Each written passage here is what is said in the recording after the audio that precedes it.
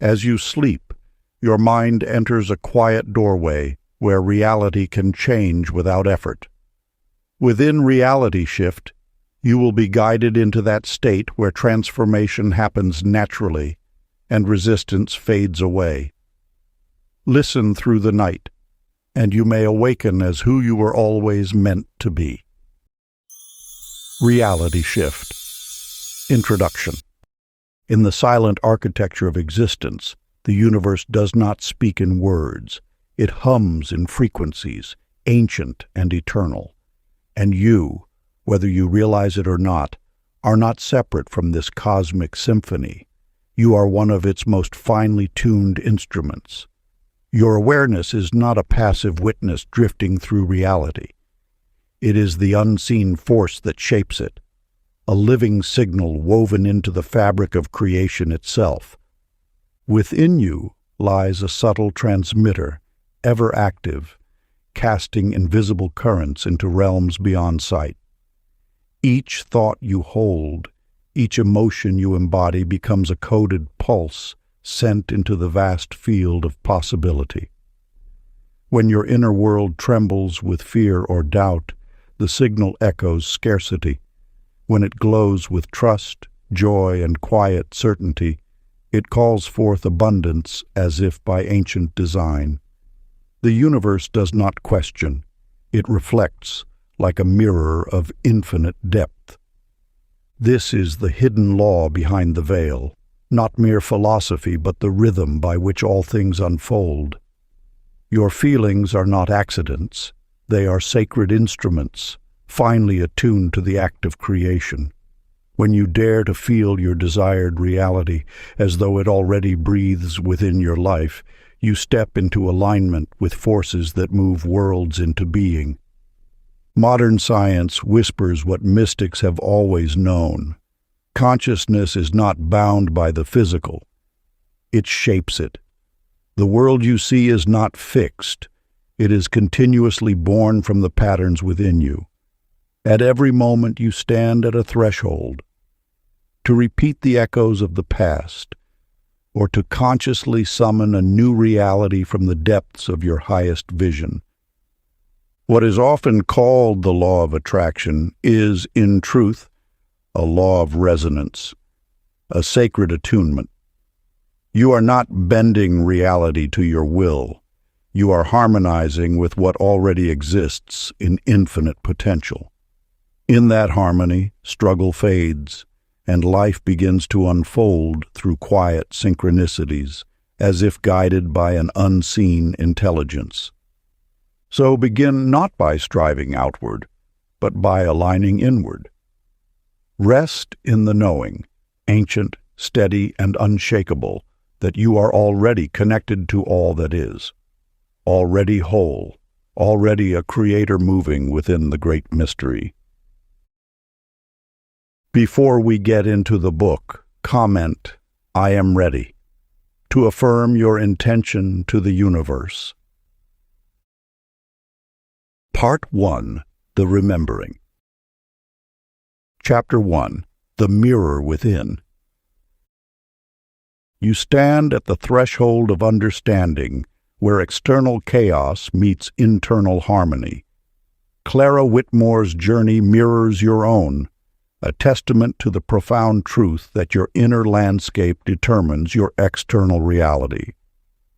Imagine spending years chasing approval, believing validation comes from outside yourself. Clara knew this dance intimately. Her mornings were a frantic symphony of fixing, adjusting, presenting, always performing for an invisible audience of expectations. Each gesture was a desperate attempt to control a world that seemed perpetually out of reach. But one quiet evening, something shifted. Standing before her reflection, Clara saw beyond the surface. The woman staring back was not just a collection of achievements and anxieties, but a living transmission of energy. Her reflection didn't just show her appearance. It revealed her internal state, fragmented, rushed, constantly seeking external validation. The universe whispers its wisdom not through grand declarations, but through subtle revelations. Your reality is not a battlefield to be conquered, but a living canvas responding to your most consistent vibrations. Every thought, every sustained emotion is a brushstroke painting your experience. Consider Henry Caldwell, the patient gardener who understood this principle deeply. Where others saw a barren plot, he saw potential. He did not demand growth, he courted it. His whispers to the soil were not commands, but invitations. Gentle, consistent, unwavering, he understood that transformation happens in the realm of feeling, not forcing. You are not so different from that garden. Your consciousness is fertile ground, waiting not to be controlled, but to be understood. When you observe your thoughts without judgment, something remarkable happens. The mirror of reality begins to soften, becoming responsive rather than resistant. The core teaching emerges with crystal clarity. Reality mirrors the belief you practice most frequently, not the wish you state occasionally. Energy follows consistency, not effort. Your persistent inner state, not your sporadic intentions, shapes your world. Reflection. Practice. As you fall asleep, imagine your body dissolving into the gentleness of your desired outcome, not as a fantasy, but as a frequency you are remembering back into. Feel the softness of surrender as your new reflection takes root while you rest. Chapter 2. The Frequency of Calm. You have been dancing with uncertainty your entire life, though perhaps you did not realize it. Like Betty Lou Harmon, who found tranquility in the thundering skies, your power resides not in controlling external circumstances, but in maintaining an unwavering internal landscape. The universe listens not to your loud declarations, but to the quiet frequency of your being. When you cultivate genuine peace, not as a performance, but as a natural state of your essence, you become a magnet for experiences that mirror that serenity. Consider Tommy Ray Hudson, who lost his employment yet remained unshaken. His calm was not resignation, but a profound trust in the unseen currents of life. While others might have panicked, he understood that anxiety constricts while peace allows. His gentle expectancy created space for new opportunities to emerge, not through force, but through alignment. You are learning that your inner state is the true architect of your reality. Every moment of stillness is a powerful transmission to the universal intelligence. When you stop fighting the river of life and instead float with its current, miraculous alignments begin to occur. The law of attraction is not a technique to be mastered, but a natural rhythm to be remembered. Your thoughts are not mere mental chatter, but vibrant energy signals broadcasting your deepest beliefs. What you consistently feel, you inevitably attract. Practice does not mean perfection. It means gentle, consistent return to your center. Like a tuning fork resonating with its true note, you can realign yourself whenever you drift from your core frequency of peace. As you drift into sleep, breathe with the rhythm of trust, each inhale saying, "I receive," each exhale saying, "I release." Let calm become your dominant vibration, drawing experiences of harmony in your waking hours. Chapter 3. Whisper of Intention. In the quiet corners of your soul, there exists a wisdom far more potent than the loud declarations of your mind. Lillian May Cooper understood this sacred truth. her delicate paper stars pinned to the window becoming silent messengers of intention. Imagine for a moment the power of a whispered dream. Not the desperate grasping that claws at possibility, but the gentle breath of genuine desire that emerges from the deepest chambers of your heart. Each star Lillian crafted was more than a mere paper cutout. It was a sacred symbol of an unspoken promise, a quiet covenant between her inner world and the vast, responsive universe. The universal intelligence does not respond to volume, but to authenticity. When you align your intentions with genuine sincerity, you create a resonance that transcends the noise of ordinary wanting.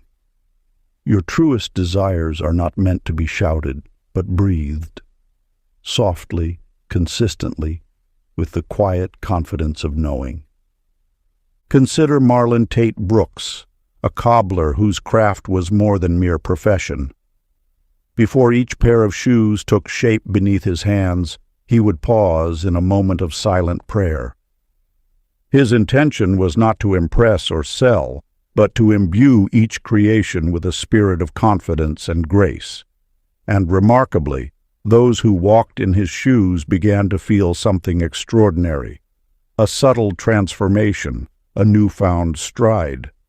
This is the alchemy of authentic intention. When your actions are infused with genuine spirit, they carry a vibration that touches lives in ways words cannot explain. You are not seeking to manipulate reality, but to harmonize with its deeper rhythms. Your dreams are not distant destinations, but living energies waiting to be acknowledged. Each quiet moment of true alignment is a powerful transmission. The universe does not require grand gestures, but sincere resonance. Your gentlest, most authentic desires carry more power than 1,000 forceful demands. As the day draws to a close and the soft shadows of evening begin to settle, you stand at the threshold of transformation. Your intentions are not burdens to be carried, but seeds to be gently released. Practice. Before sleep, gently name one intention you wish to embody tomorrow. Feeling it as complete, then release it. Trust the quiet to carry your desire further than noise ever could. As night settles in, the mind naturally softens its grip on control, making it an ideal space to plant a quiet intention. Instead of forcing outcomes or overthinking the future, you simply name what you wish to embody. Calm, clarity, courage, and let that feeling settle into you as if it already exists. This gentle acknowledgement works less like a command and more like a subtle alignment, allowing your inner state to begin shaping tomorrow from within. The key is not in repetition or intensity, but in sincerity and release. When you feel the intention as complete, you remove the tension of trying to make it happen. This shift transforms the mind from a restless planner into a receptive field, where deeper processes, intuition, subconscious patterning, emotional regulation, quietly organize around that intention. Letting go is not abandonment, it's trust in a slower, more natural unfolding. Over time, this habit builds a quiet consistency between who you wish to be and how you show up. Rather than chasing change through effort alone, you begin to experience it as something that grows in the background, supported by rest and stillness. In that silence before sleep, intention becomes less about control and more about connection, an understated but powerful way to shape your direction without noise or strain. Chapter 4. The Garden of Allowing. You have been taught to push, to strive, to force your dreams into existence. But true manifestation is an art of gentle surrender. Like Esther Rose Finley, who once believed she could accelerate nature's rhythm by tugging at delicate flower stems, you may have mistaken force for progress. Imagine a garden where seeds are not commanded to grow, but nurtured with patient understanding. The earth knows no urgency. Each root, each tender shoot emerges not through violent extraction, but through a sacred communion of trust and time. Your intentions are similar seeds. They require not aggressive manipulation, but quiet, consistent care. Douglas Grant Avery, a wise beekeeper, understood this principle deeply. He did not chase honey or demand production from his hives. Instead, he created the perfect environment for his bees, providing clean water, protecting their habitat, ensuring their well-being. The honey flowed not because he demanded it, but because he respected the natural order. Your life's dreams are no different. When you release the grip of desperate control, you open a channel for grace. Allowing is not passivity. It is an active state of trust. It is recognizing that the universe moves with an intelligence far beyond your limited perception. Think of a river. It does not struggle to reach the ocean. It simply follows its natural course, adapting to landscapes, flowing around obstacles. Your path of manifestation is similar. Each twist, each seemingly unexpected turn is not a detour, but part of your unique journey. The art of allowing requires you to hold your vision softly, like a butterfly perched on an open palm. Too tight a grip, and it will flutter away. Too loose, and it might not land at all. The magic exists in that delicate balance of intention and surrender. Trust becomes your most powerful ally, not the anxious trust that constantly checks if things are working, but a deep, unwavering knowing that your desires are already in motion, even when you cannot see them taking shape. Bedtime practice. At the threshold of sleep, visualize your dreams growing in a silent garden tended by unseen hands. See each aspiration as a seed in rich, dark earth. Feel the gentle warmth of potential. Breathe into a profound sense of gratitude, knowing that all is unfolding in divine timing. Chapter 5. The Soft Power of Gratitude. You stand at the threshold of transformation, where gratitude becomes the master key that unlocks the universe's hidden treasures. Like a gardener who knows that appreciation nurtures growth more powerfully than criticism, you are about to discover the alchemical magic of thankfulness. Annie Jo Kincaid once lived trapped in a world of perpetual complaint, her days a litany of disappointments and frustrated expectations.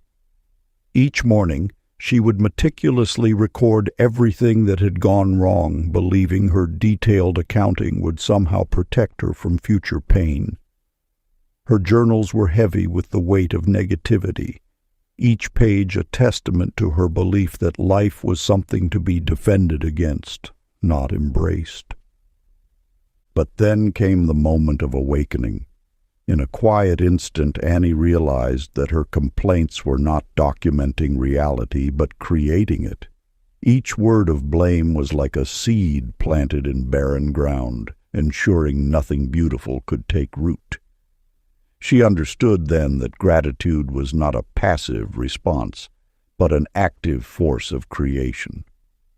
The shift was subtle, yet profound. Annie began to notice small moments of beauty, the way sunlight caught morning dew, the kindness of a stranger's smile, the warmth of her morning tea. She started whispering thank you to the universe, not for grand achievements, but for the simple grace of existing. This mirrors the journey of Floyd Allen Reese, a weathered fisherman who understood that the sea responds to the energy you bring. Where other fishermen complained about empty nets and harsh conditions, Floyd would stand at the boat's edge and thank the ocean for its abundance, even on days when no fish seemed to bite. His gratitude was not a strategy, but a genuine recognition of the ocean's generosity. Slowly, almost imperceptibly, Floyd's nets began to fill. Not through force or technique, but through an alignment of energy that recognized abundance as a natural state. His gratitude became a beacon, attracting exactly what he appreciated. You are learning that gratitude is not about denying challenges, but about shifting your perception. It is a powerful frequency that rewires your internal landscape, transforming how you interact with the world around you. Actionable practice. As you rest tonight, list silently 5 moments of beauty you felt today, however small. Feel their warmth replay through you as if sunlight itself were rewiring your dreams. As you settle into rest, gently let your attention drift back through the day, not searching for big achievements, but for small, quiet moments that carried a sense of beauty. It could be the softness of morning light, a brief smile, a comforting taste, or even a pause where nothing was demanded of you. Naming these moments silently invites your mind to shift from analysis to appreciation, creating a subtle emotional imprint that lingers beyond the day itself. As each memory arises, don't just recall it. Feel it again. Let the warmth, ease, or lightness of that moment move through your body, as if it's happening now. This re-experiencing strengthens those emotional pathways, gently guiding your mind toward calm and contentment.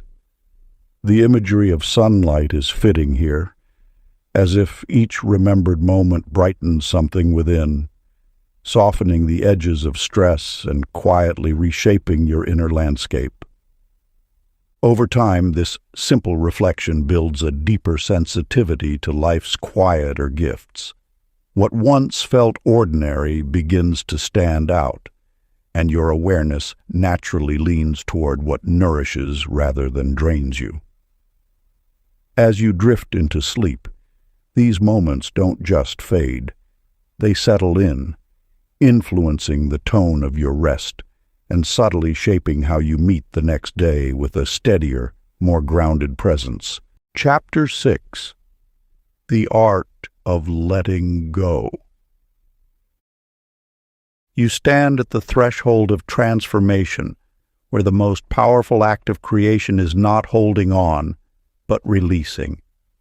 Each attachment you cling to is a weight that anchors you to past frequencies, preventing the emergence of new possibilities. Hattie Sue Morgan's story illuminates this universal truth. She carried a worn photograph, a relic of a life that no longer existed, believing that to let go meant losing herself. But true identity is not found in static memories, but in the fluid dance of becoming. When Hattie finally allowed the photograph to slip from her fingers, something miraculous occurred. The space she had been occupying, filled with nostalgia and resistance, suddenly cleared. Clarity rushed in like a gentle breeze, revealing landscapes of potential she could not see while gripping her past. Letting go is not an act of weakness, but a profound expression of love. It is a sacred ritual of trust, signaling to the universe that you are ready for new energies to enter your life. Each release creates a vibrational opening, a sacred space where unseen opportunities can take root. Consider Caleb Emmett Saunders, who watched his boat drift away from the familiar dock. In that moment of apparent loss, he discovered a deeper wisdom. True freedom begins when you stop desperately clutching what no longer serves you. The boat's departure was not an ending, but an invitation to a journey unknown. Your attachments are not just physical objects or relationships. They are energetic patterns, beliefs, fears, old narratives that you've woven so tightly into your identity that letting them go feels like unraveling yourself. But remember, you are not diminished by release. You are expansive, ever-changing, capable of rebirth in each moment. The universe operates on the principle of flow. Stagnation occurs when you resist change, when you build walls around your experiences instead of allowing them to move through you. Every attachment is an opportunity for transformation. Every goodbye, a gateway to something more aligned with your truest self. As sleep approaches, imagine every attachment melting into stars that continue shining elsewhere, blessing you through distance. Let go into rest. Chapter 7. The Invisible Blueprint. You stand at the threshold of creation, where expectation weaves the fabric of reality more potently than any external force.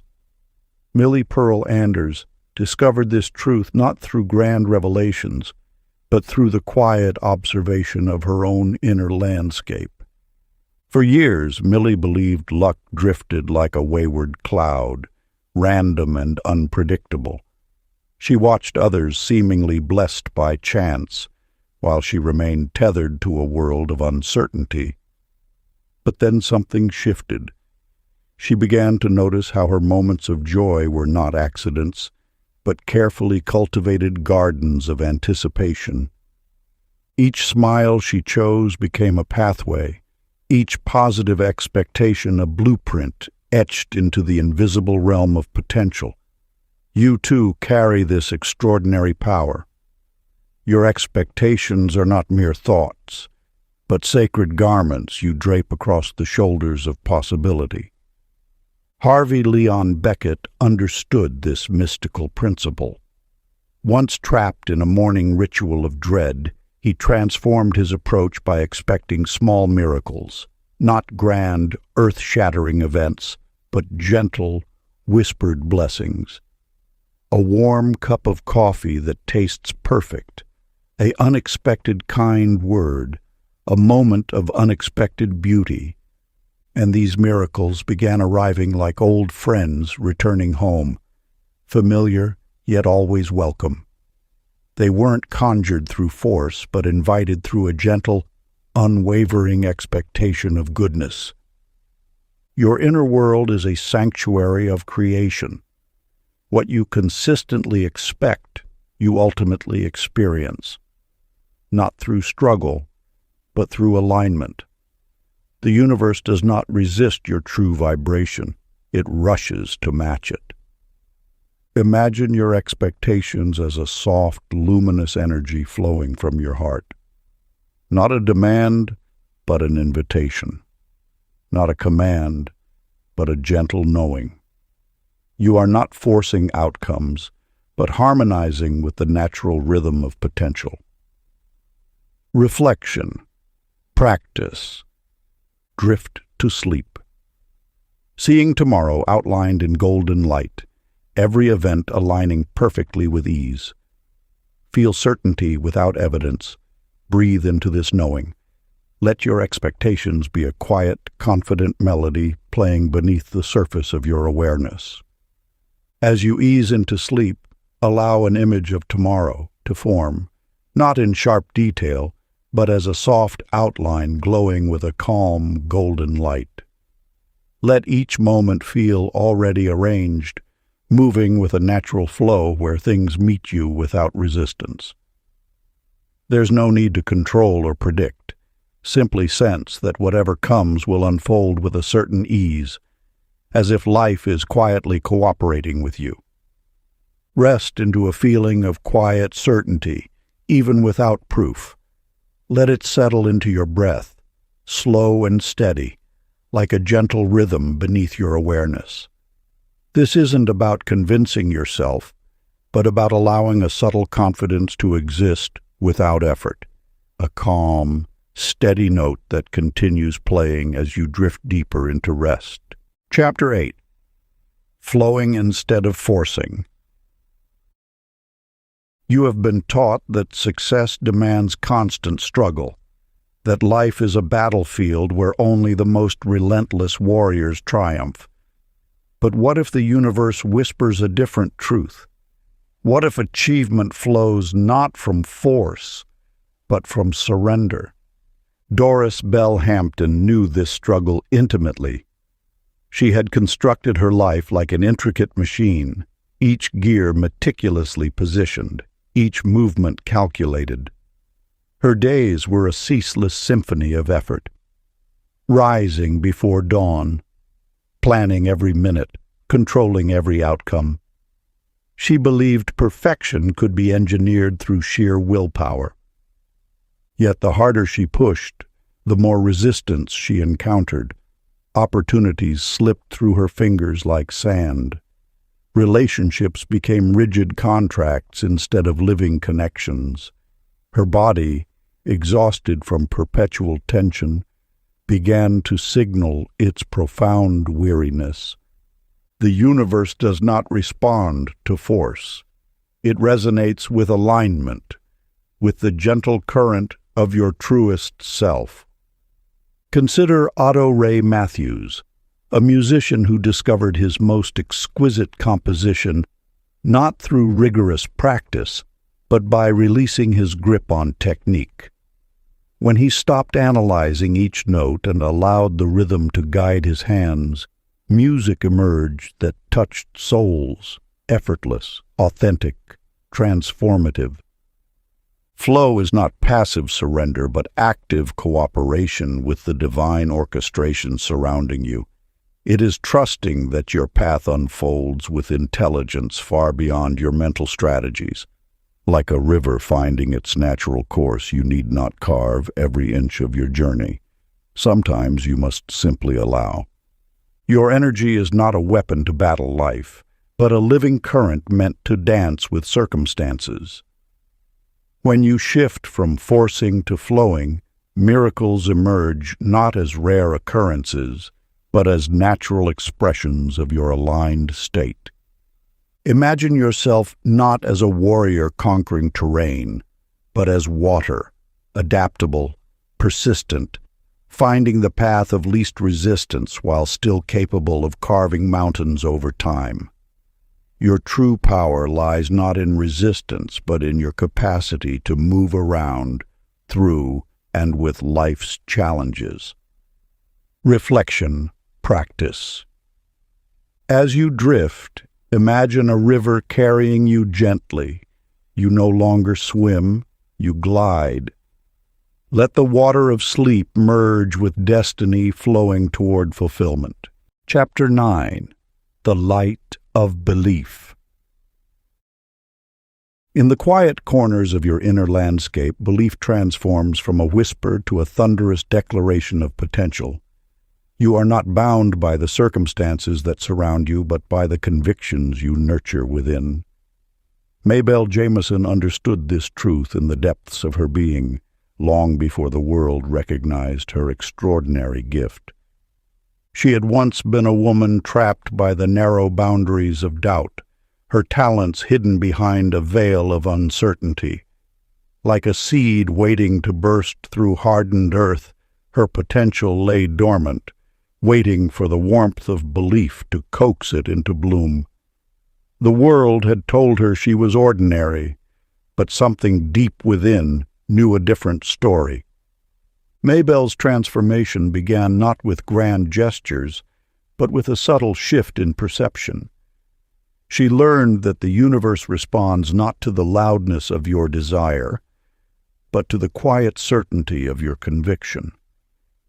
Each morning, she would stand before her mirror, not seeing the limitations others had painted, but the boundless potential that lived within her spirit. Clyde Vernon Rhodes became her unintentional mentor, though they never met. His story traveled like a whispered legend, a man who held prosperity in his heart when his pockets were empty, who believed in abundance when scarcity surrounded him. His unwavering faith was not a denial of current circumstances, but a bridge to future possibilities. You must understand that faith is not about forcing outcomes, but about alignment. It is a delicate dance of surrender and trust, of knowing that what is meant for you cannot pass you by. Your belief becomes the magnet, your conviction, the blueprint, your inner certainty, the architect of realities yet unseen. The law of attraction is not a mechanism of wishful thinking, but a profound principle of energetic resonance. When you truly believe, not hope, not wish, but know with unshakable certainty, the universe begins to rearrange itself to match the frequency of your deepest convictions. As night approaches and the boundaries between conscious and unconscious blur, you are invited to a sacred practice of transformation. Fall asleep holding one defining belief that serves your expansion, and allow it to glow like a candle inside the mind's cathedral, rewriting your destiny with quiet certainty. Chapter 10. The Rehearsal of Joy. Your belief is a lantern in the darkness of uncertainty, casting light where shadows of doubt once resided. Every moment you choose to illuminate your inner landscape with trust, you transform the very fabric of possibility. Rosie May Leland understood this sacred principle better than most. She knew that joy was not something discovered, but something cultivated, a garden of the soul that required intentional tending. Each morning, she would stand before her mirror, not merely looking at her reflection, but seeing through it to the boundless potential within. At first, her smiles felt manufactured, rehearsed, but she persisted, understanding that the act of smiling could reshape her internal frequency. Gradually, something miraculous occurred. The practiced smile became genuine, then infectious. Her laughter, once a deliberate performance, now bubbled up naturally, a wellspring of authentic delight. Wallace Dean Porter embodied a similar wisdom. He did not wait for abundance to arrive. He lived as though it were already present. Each day he would close his eyes and immerse himself in the feeling of prosperity, not as a distant dream, but as his current reality. He would visualize opportunities flowing to him, resources aligning, connections forming, all with the calm certainty of someone who knows their truth. Your belief is not a passive wish, but an active creator. When you rehearse your desired state with unwavering conviction, you send powerful signals into the universe. These signals are not mere thoughts, but vibrations that reconfigure the invisible threads connecting potential to manifestation. The law of attraction responds to feeling, not to desperate wanting. It is drawn to the energy of already having, not the energy of lacking. Your inner state is the blueprint, your emotions the architects of your experience. As you lie in bed, replay the best version of tomorrow as if it's your favorite song already sung. Let joy rehearse the stage of your coming day. Let tomorrow unfold in your mind like a familiar, beloved song, one you don't need to control because it already knows how to play. See yourself moving through the day with ease, responding naturally, moments flowing one into the next with a quiet sense of rightness. There's no pressure to perfect every detail. Just allow the feeling of things going well to take the lead, like a melody you trust. Let that sense of joy gently rehearse what's ahead, not as effort or planning, but as a soft emotional preview. Feel the lightness, the small satisfactions, the ease in your body as if it's already happening. In this space, anticipation becomes calm rather than restless, and your mind settles into a quiet confidence that carries you smoothly into sleep. Part 2. The Awakening. Chapter 11. The Dream Between Worlds. In the hushed realm between waking and dreaming, you carry more power than you realize. Your consciousness is not confined to the rigid boundaries of daylight, but flows like water through the unseen dimensions of experience. Dreams are not mere phantoms of imagination, but sacred transmissions from the deeper self, a self unbound by the limitations of physical perception. Sadie Nell Brooks understood this mystery intimately. She had long observed how her nighttime journeys whispered messages of love that her daytime self had forgotten. These dreams were not random images, but precise communications from her soul's wisdom, carefully crafted to guide her toward her truest path. When your waking reality feels dense and resistant, when obstacles seem immovable and inspiration feels distant, your nighttime self becomes a powerful alchemist. In those quiet hours of surrender, your consciousness expands beyond the constraints of logical thinking, receiving energetic solutions that cannot penetrate the noise of your conscious mind. Ralph Edgar Pritchard discovered this transformative practice years ago.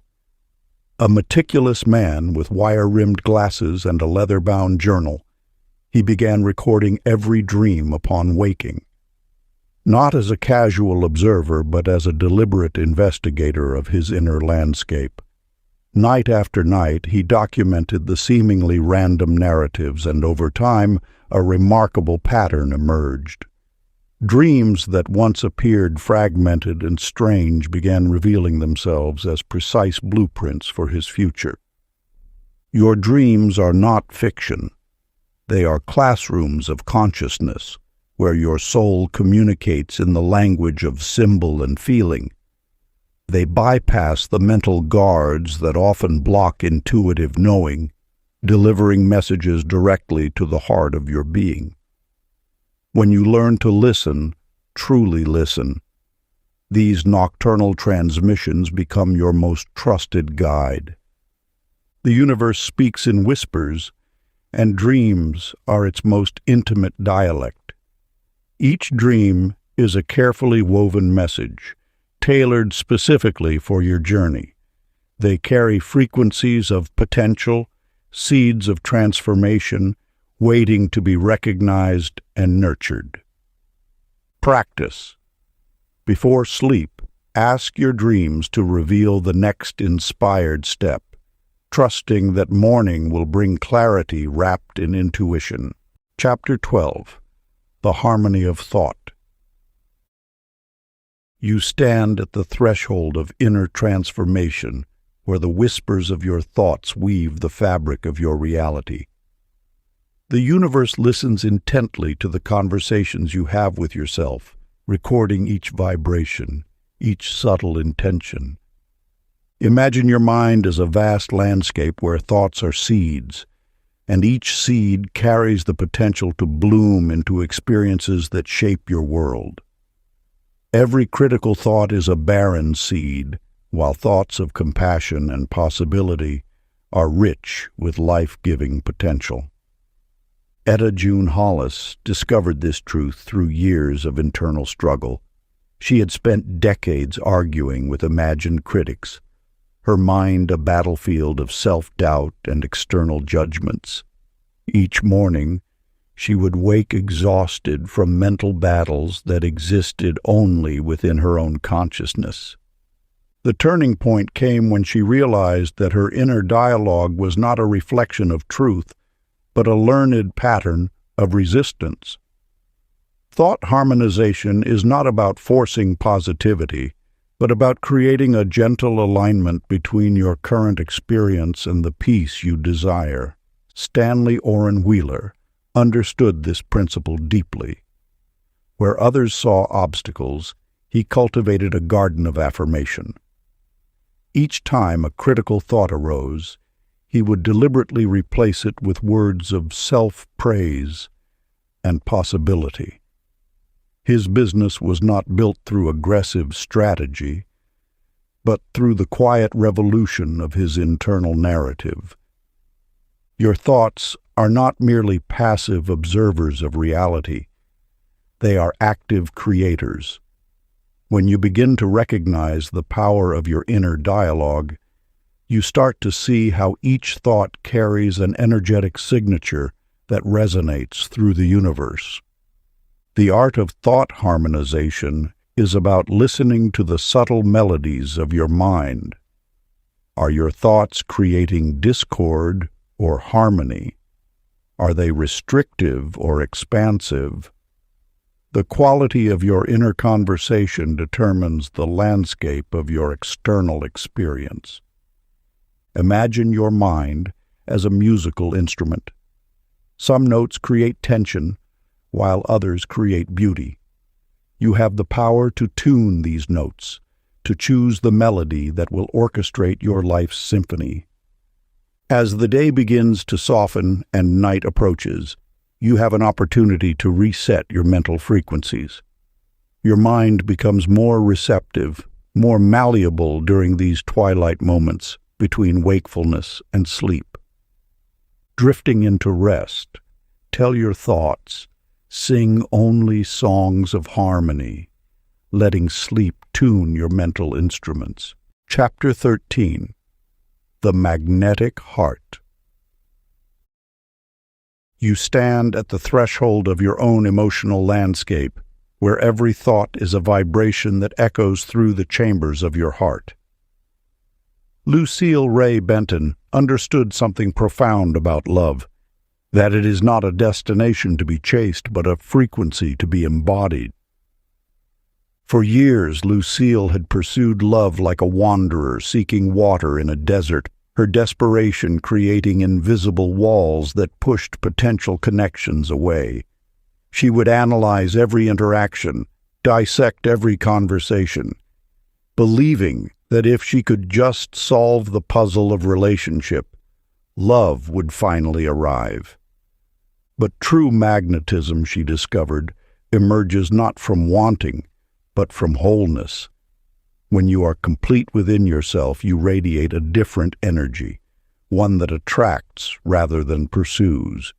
Your inner harmony becomes a silent song that draws resonant hearts toward you. Warren Hal Steele, a painter whose work reflected his inner transformation, understood this principle intimately. He began practicing emotional coherence, aligning his internal state with the love he wished to experience. Each morning, he would visualize his heart radiating a soft, golden light, warming the spaces around him. Gradually, the strained relationships in his life began to soften. Old tensions dissolved, not through force, but through the gentle consistency of his transformed inner state. Warren realized that magnetism is not about manipulation or strategy, but about genuine emotional authenticity. Your emotional state is a broadcasting system, continuously sending signals into the universe. When those signals are clear, uncluttered by fear or desperation, they create a resonance that naturally draws compatible energies toward you. The key is not to chase love, but to become a loving presence. This means cultivating compassion, first for yourself, then extending outward. It means releasing the need to control outcomes and trusting in the natural flow of connection. Emotional coherence is about alignment, bringing your thoughts, feelings, and beliefs into a harmonious state. When your inner world is peaceful, your outer world begins to reflect that peace. Relationships are no longer a battleground of expectations, but a dance of mutual understanding. As you rest, breathe golden light expanding from your chest, calling in resonant hearts, matching yours with ease. Before we get into the next chapter, you can download a free ebook version of this audiobook using the link in the pinned comment below this video. Chapter 14, The Voice of Trust. You stand at the crossroads of listening and doubting, where the whispers of your inner wisdom dance just beyond the edges of your conscious understanding. Nora Lynn Carr once walked this precise path, her heart trembling with uncertainty, her mind crowded with the noise of external expectations. Trust is not a thunderous declaration, but a soft breath that moves through the chambers of your soul. It speaks in subtle languages, a gentle nudge, a quiet knowing that emerges when you silence the cacophony of fear and judgment. Your intuition is not a distant stranger, but an intimate companion waiting to guide you. Leroy Glenn Brandt understood this sacred dialogue. Where others saw randomness, he recognized the intricate choreography of inner guidance. His story was not about grand revelations, but about learning to listen to the quiet voice that knows your path before your mind can comprehend its trajectory. When you trust, you do not struggle against the current of life. Instead, you become the current, fluid, responsive, aligned. Your inner voice is not separate from you. It is the most authentic part of your being, whispering truths that transcend logic and reason. Imagine trust as a luminous thread connecting your present moment to infinite possibilities. It does not demand that you understand every step, only that you remain open, receptive. Each time you honor this inner guidance, you strengthen its signal, making its communication clearer and more profound. Your doubts are not obstacles, but teachers. They reveal where you have not yet fully surrendered to your own wisdom. Each moment of uncertainty is an invitation to listen more deeply, to breathe more softly, to allow your intuition to illuminate the path ahead. As evening approaches and the boundaries between waking and dreaming blur, you have an opportunity to realign with your inner compass. The practice is simple yet transformative. Relax into sleep with the soft intention, I hear my inner voice clearly. Let trust narrate tomorrow's path. Chapter 15, The Energy of Forgiveness. You stand at the crossroads of your own healing, where the weight of unresolved emotions clouds the brilliant landscape of your potential. Bonnie Sue. Evers knew this terrain intimately, a landscape once barren with resentment, now slowly transforming through the miraculous power of forgiveness. Her story whispers an ancient truth. Bitterness is a prison you construct with your own hands, and forgiveness is the key that unlocks every cell. For years, Bonnie carried grievances like heavy stones, believing they protected her from future hurt. Each remembered slight was a wall, each unresolved conflict a barrier between her and the abundance waiting to flow. But forgiveness is not weakness. It is the most radical act of personal power. When you release the grip of past injuries, you reclaim the energy once spent maintaining your hurt. Your consciousness shifts from a battlefield to a sanctuary of healing. Milton Ross Peters understood this principle deeply. In his business, he encountered a rival who had previously undermined his efforts. Where many would seek revenge, Milton chose a different path. He recognized that holding on to resentment was like drinking poison and expecting the other person to die. By choosing forgiveness, Milton didn't absolve the wrong, he liberated himself. His prosperity wasn't just financial, it was a holistic abundance that touched every aspect of his life. Opportunities began appearing where obstacles once stood. Relationships that seemed fractured found unexpected paths to reconciliation. Your inner world is a magnetic field, constantly attracting experiences that match your energetic signature. Resentment creates a frequency of restriction, while forgiveness opens channels of flow. Each time you choose to release a grievance, you're not just healing a past wound, you're redesigning your future's potential. Forgiveness is not about forgetting. It's about transforming the energy of pain into wisdom. It's acknowledging what happened while refusing to let it define your ongoing narrative. You become the alchemist, transmuting hurt into understanding, limitation into liberation. As you close your eyes, send light to anyone still lingering in your heart. Forgive and bless until peace replaces memory. As you close your eyes, let your awareness gently turn toward anyone who still lingers in your heart, not to reopen old stories, but to soften their hold.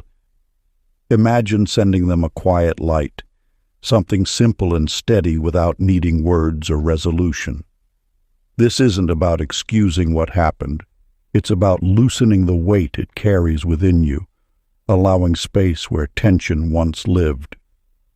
Let forgiveness unfold at its own pace, even if it begins as just a willingness. With each breath, allow that light to expand, gradually replacing the emotional charge of memory with a calmer, more neutral presence. In doing so, you're not erasing the past. You're changing your relationship to it, making room for peace to settle where restlessness once stayed. Chapter 16. The Pulse of Purpose. You stand at the threshold of understanding that purpose is not a destination to be conquered, but a living, breathing melody waiting to be recognized within you.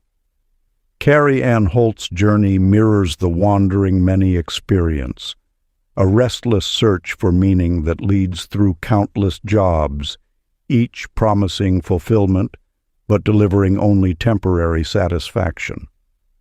Her story reveals a universal truth.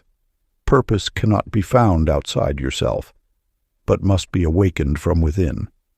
Like a hidden instrument waiting to be played, your true calling resonates in the quiet moments between external achievements.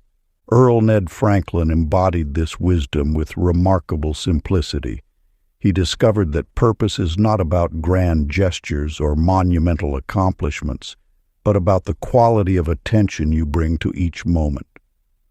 When he tended his small garden, repaired neighbors' fences, or prepared simple meals, a profound joy emerged, not from the action itself, but from the complete presence he brought to each task. Your purpose is not a career path or a title. It is a frequency, a unique vibration that emerges when you align with your most authentic self. Just as a tuning fork vibrates at its natural frequency, you too have an inherent tone of excitement, passion, and alignment. Many believe purpose is something to be hunted or achieved. But purpose is more like a conversation, a continuous dialogue between your inner truth and the world around you. It whispers through the activities that make time dissolve, through the moments when your heart feels most alive. Fulfillment arrives not through external validation, but through internal recognition. When you honor the subtle excitements of your soul, those seemingly small moments that spark genuine joy, you begin to tune into your true purpose. These are not random occurrences, but sacred signals guiding you toward your most authentic expression. Consider how a musician finds purpose not in the applause, but in the pure act of creating music. Or how an artist discovers meaning in the brush stroke, not the final painting.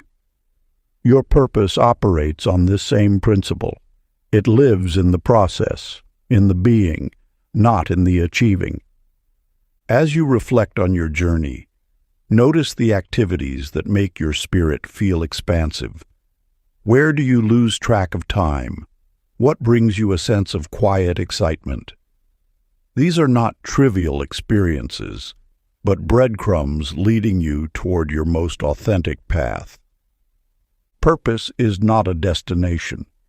It is a living, breathing relationship with yourself and the world. Each moment offers an invitation to align, to recognize, to resonate. As you drift, whisper gratitude for what excites your soul most. Invite purpose to reveal more signs in dawn's first light. Chapter 17. The Bridge of Faith and Action. In the landscape of manifestation, you are not a passive observer but an active creator. Your thoughts spark the initial flame, but inspired action fans that flame into a blazing reality. Like a river finding its natural course, true purpose flows not from rigid plans, but from alignment between inner vision and outer movement. Consider Josie Fay Park, who once believed mere visualization would transform her life. She would spend hours crafting intricate mental images, waiting for miracles to materialize. Yet the universe speaks a language beyond thoughts. It resonates with committed, inspired action. When Josie finally understood this principle, her world began to shift. She realized that inspiration is not a distant concept, but a living energy that moves through you when you are genuinely aligned with your deepest truth. Thoughts create the blueprint, but actions are the builders that construct your desired reality. Neil Troy Baxter embodied this wisdom perfectly. Where others saw obstacles, he saw opportunities. Instead of forcing outcomes through desperate effort, he listened to the quiet whispers of inspiration and moved with graceful intention. His actions were not driven by fear or obligation, but by a profound trust in the unseen guidance flowing through him. Your inspired actions emerge when you release the grip of control and allow your inner wisdom to guide your steps. They feel different from ordinary actions, lighter, more fluid, carrying an almost effortless quality. These actions do not drain you. They energize you. They are not about achieving, but about expressing the truth of who you are. Understand that purpose is not a destination but a living, breathing relationship with your own unfolding. It speaks through the activities that make your soul feel alive, through the moments when time seems to dissolve and you are fully present. When you align with this pulse of purpose, synchronicities begin to dance around you. Opportunities emerge not because you've manipulated them, but because you've become a clear channel for their arrival. Your inspired actions become an invitation for the universe to collaborate with your dreams. Before sleep, affirm, "My inspired actions appear effortlessly and lead me gently." Feel readiness, replacing hesitation. Chapter 18. The Symphony of Receiving. In the quiet corners of her modest kitchen, Mabel Joy Sanders stood surrounded by the remnants of her endless giving. Her hands, calloused from years of preparing meals for others, trembled slightly as she realized how rarely she allowed herself to receive. The universe whispers its wisdom through subtle revelations. And for Mabel, that wisdom arrived like a gentle breeze through an open window. She had spent decades believing that her worth was measured by how much she could do for others, how much she could sacrifice, how completely she could empty herself. But true abundance, you understand, is not about depletion.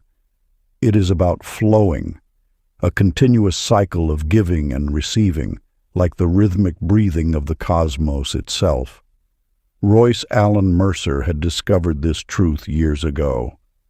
A humble accountant from a small Midwestern town, he transformed his life by learning to accept, truly accept, the good that came his way. Mabel remembered Royce's story. He had once been like her, deflecting compliments with nervous laughter, refusing gifts with a quick wave of his hand. Then one day he decided to say, "Thank you," and mean it. When someone praised his work, he would pause, take a breath, and allow the words to land.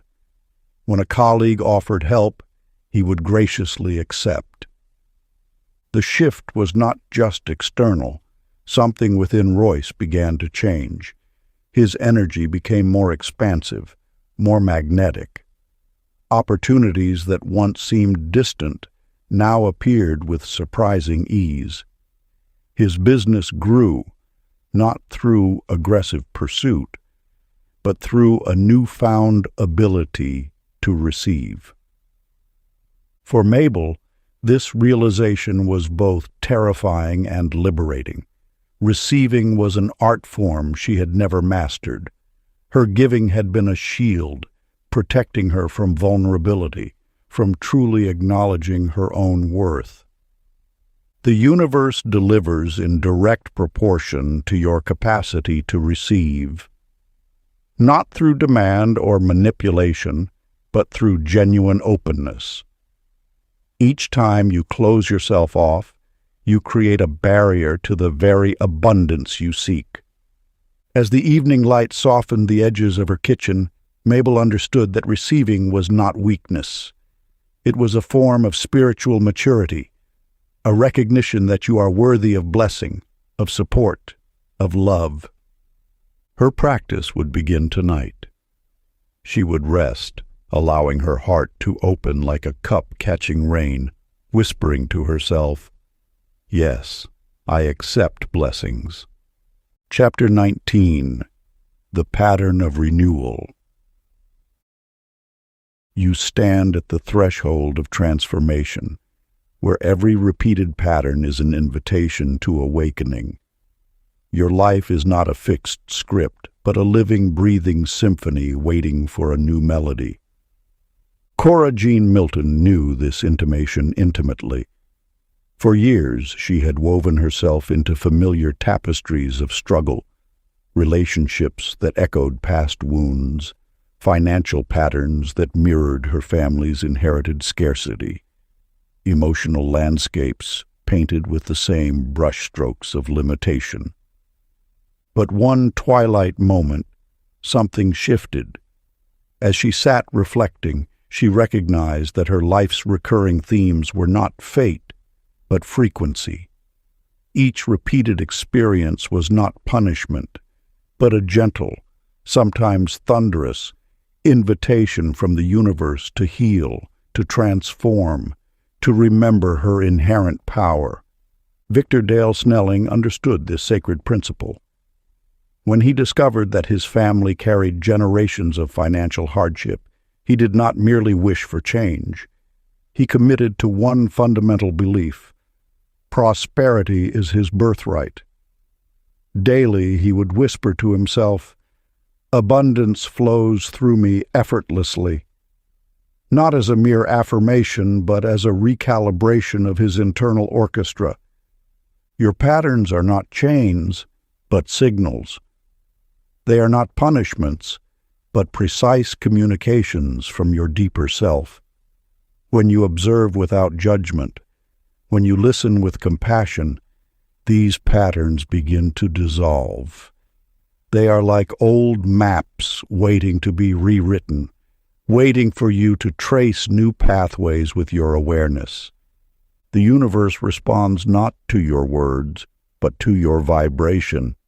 Every time you interrupt an old cycle with conscious choice, you send ripples of transformation, not just through your own life, but through the unseen threads connecting generations. As sleep approaches, you have a sacred opportunity. This is not just rest, but a portal of renewal. Practice. While drifting to sleep, imagine rewriting one old pattern as light replacing shadow, promising renewal by morning. As you lie on the edge of sleep, the mind becomes more open to gentle suggestion. In that quiet state, bring to awareness an old pattern, perhaps a habit, a recurring thought, or an emotional response that no longer serves you. Instead of resisting it, picture it as a shadow, something that once had a place but now is ready to transform. Then, slowly introduce the image of soft light emerging, not forcefully, but naturally filling the space where the shadow lingers. Let the light take on a quality that feels meaningful to you: warmth, clarity, or calm strength. As it spreads, imagine it reshaping that old pattern into something more supportive. This is not about denial, but about reinterpretation, where the mind gently rewires associations. In this state, your awareness becomes a bridge between what was and what can be, allowing a new version of the pattern to form without tension. Before you fully drift off, allow a quiet promise to settle in, that by morning, this inner shift continues unfolding. You are not demanding immediate change, but inviting gradual renewal. Over time, this repeated visualization can make the new pattern feel more natural, as if the mind has already rehearsed becoming lighter, clearer, and more aligned with how you want to be. Chapter 20. The Golden Present. You stand at the threshold of transformation, where each moment carries the potential to reshape your entire existence. Edith Ray. Tatum's journey illuminates a universal truth. Abundance is not a distant destination, but a living, breathing experience available in the present moment. For years, Edith had been a master of projection, her mind constantly racing toward future scenarios, planning, worrying, calculating. She believed happiness lived somewhere ahead, always just beyond her current circumstance. Her days were a blur of mental calculations, her consciousness perpetually hovering above the now, never truly landing. Terence Boyd Whitmore, a quiet sage who understood life's deeper rhythms, once shared his wisdom of presence. "When you're always chasing tomorrow," he would say, "you miss the wealth breathing inside this very moment." His practice was radical in its simplicity: to notice, to breathe, to be. The universe whispers its secrets not in grand revelations, but in the subtle spaces between breaths. Your life force moves through you constantly, a river of potential waiting to be acknowledged. Each breath is a miracle, a silent testament to the intricate dance of existence happening within you. Presence is not passive. It is an active state of receiving. When you truly arrive in the moment, you realize that everything you've been seeking has already been here. The air filling your lungs, the subtle warmth of your body, the quiet intelligence orchestrating millions of cellular processes, these are your first forms of wealth. Terence understood that slowing down was not about stopping, but about paying attention. He would walk through gardens, feeling each step, hearing each rustle of leaf, sensing the intricate aliveness surrounding him. In those moments, he wasn't pursuing wealth, he was experiencing it. Your transformation begins when you interrupt the automatic patterns of future chasing and past dwelling. Each breath becomes an invitation to radical presence, to witnessing the extraordinary within the ordinary. As you rest, notice your breath. Acknowledge that having this moment means having everything. Part 3. The Becoming. Chapter 21. The Horizon Within. You have been chasing happiness like a phantom, always one step ahead, always just beyond your grasp. But Lottie Claire Benson's story whispers a different truth, that happiness is not a destination, but a state of being you carry within. Lottie once believed fulfillment lived somewhere in the future, in a different job, a different city, a different version of herself. She plotted and planned, her mind a constant map of what might be instead of what is. Her days were spent constructing elaborate blueprints of potential joy, never realizing that joy was already residing in the quiet spaces between her thoughts.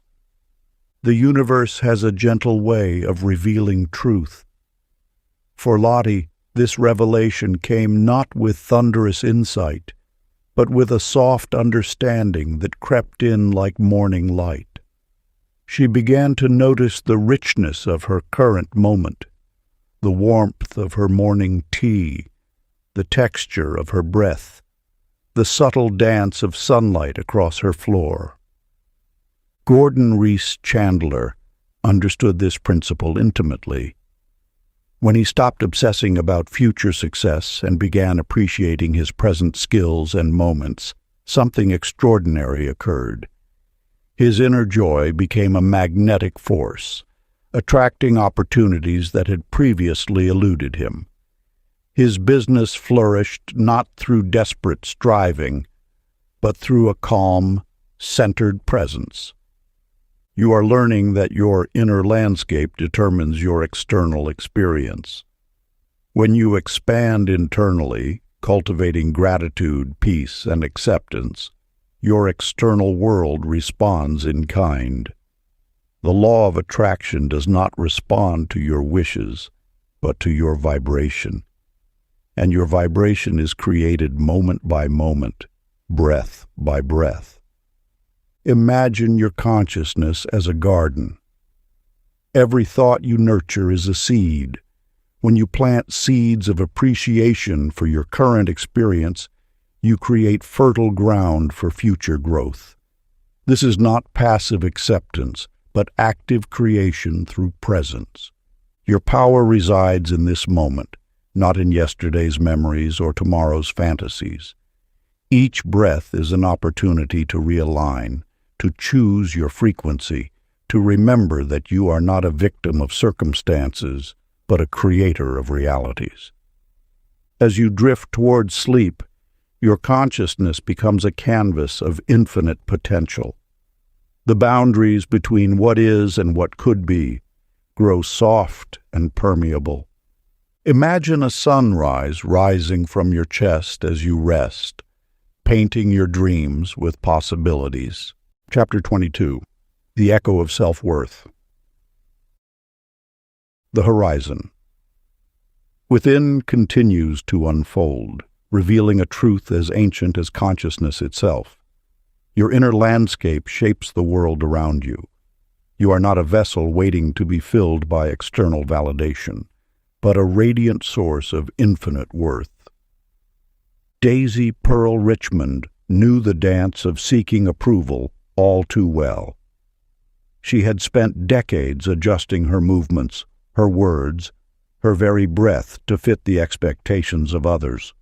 Her worth, she believed, was a fragile thing that could be granted or withdrawn by the opinions of those around her.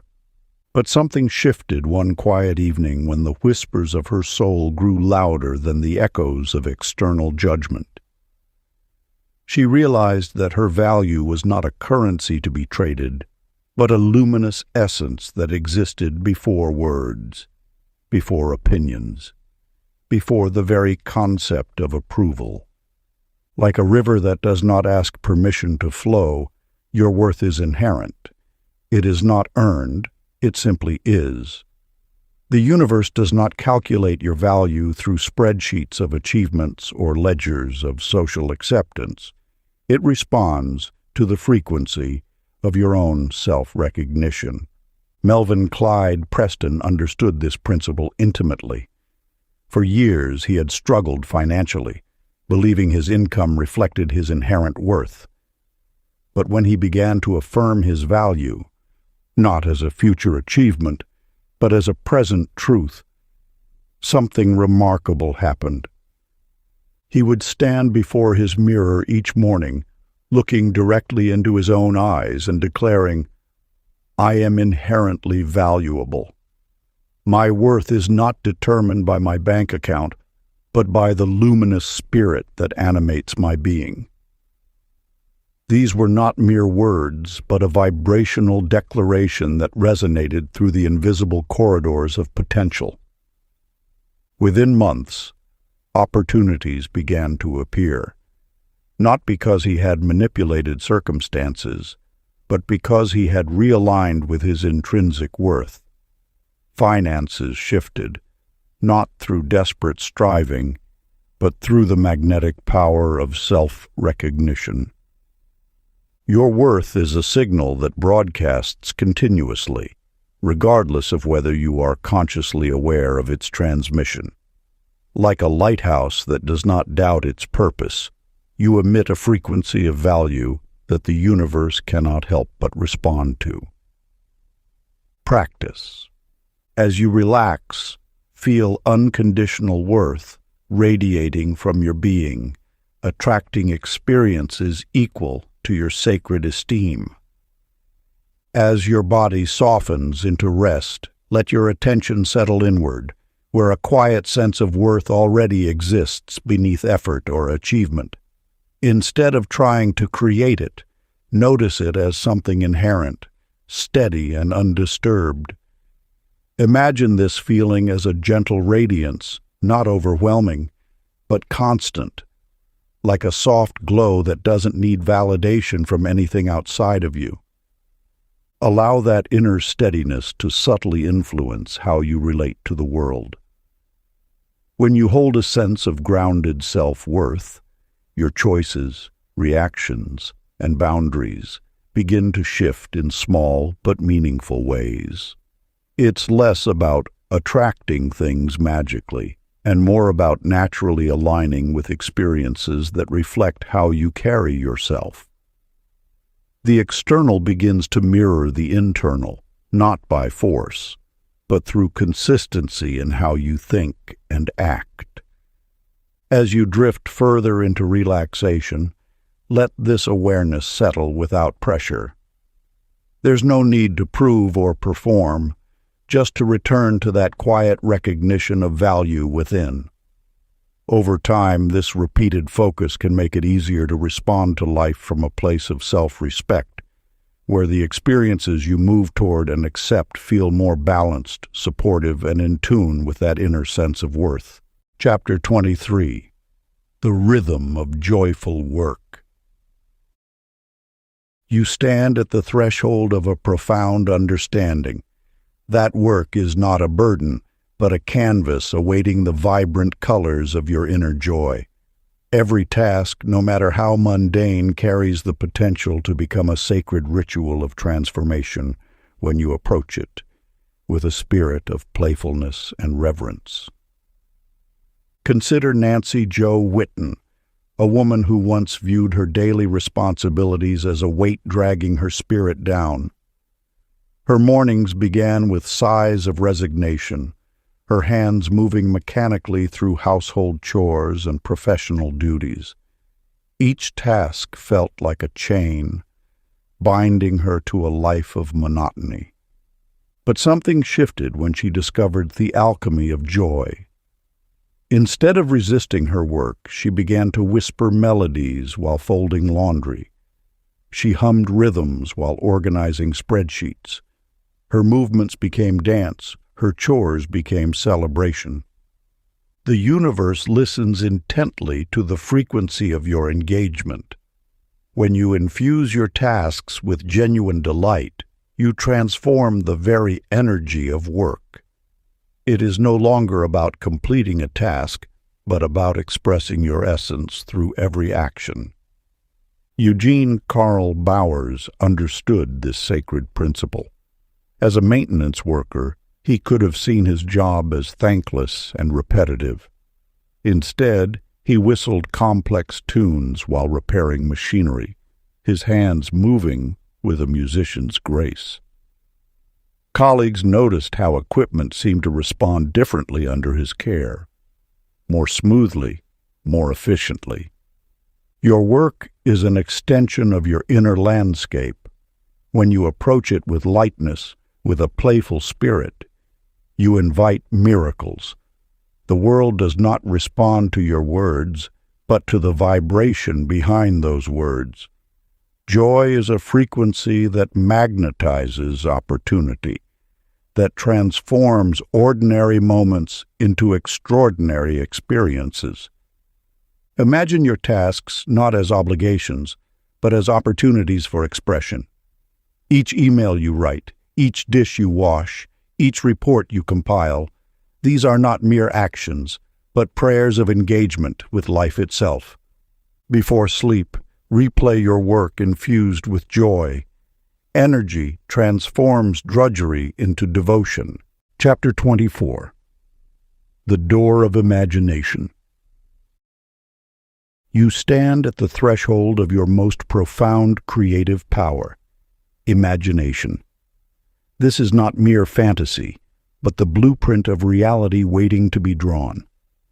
Imagination is the language through which the universe translates possibility into form. Phoebe Jane Calloway understood this sacred truth deeper than most. Where others saw daydreams, she recognized portals of potential. Her imagination was not an escape from reality, but a precise instrument for crafting experience. Each mental image she held became a vibrational invitation, quietly summoning its physical counterpart.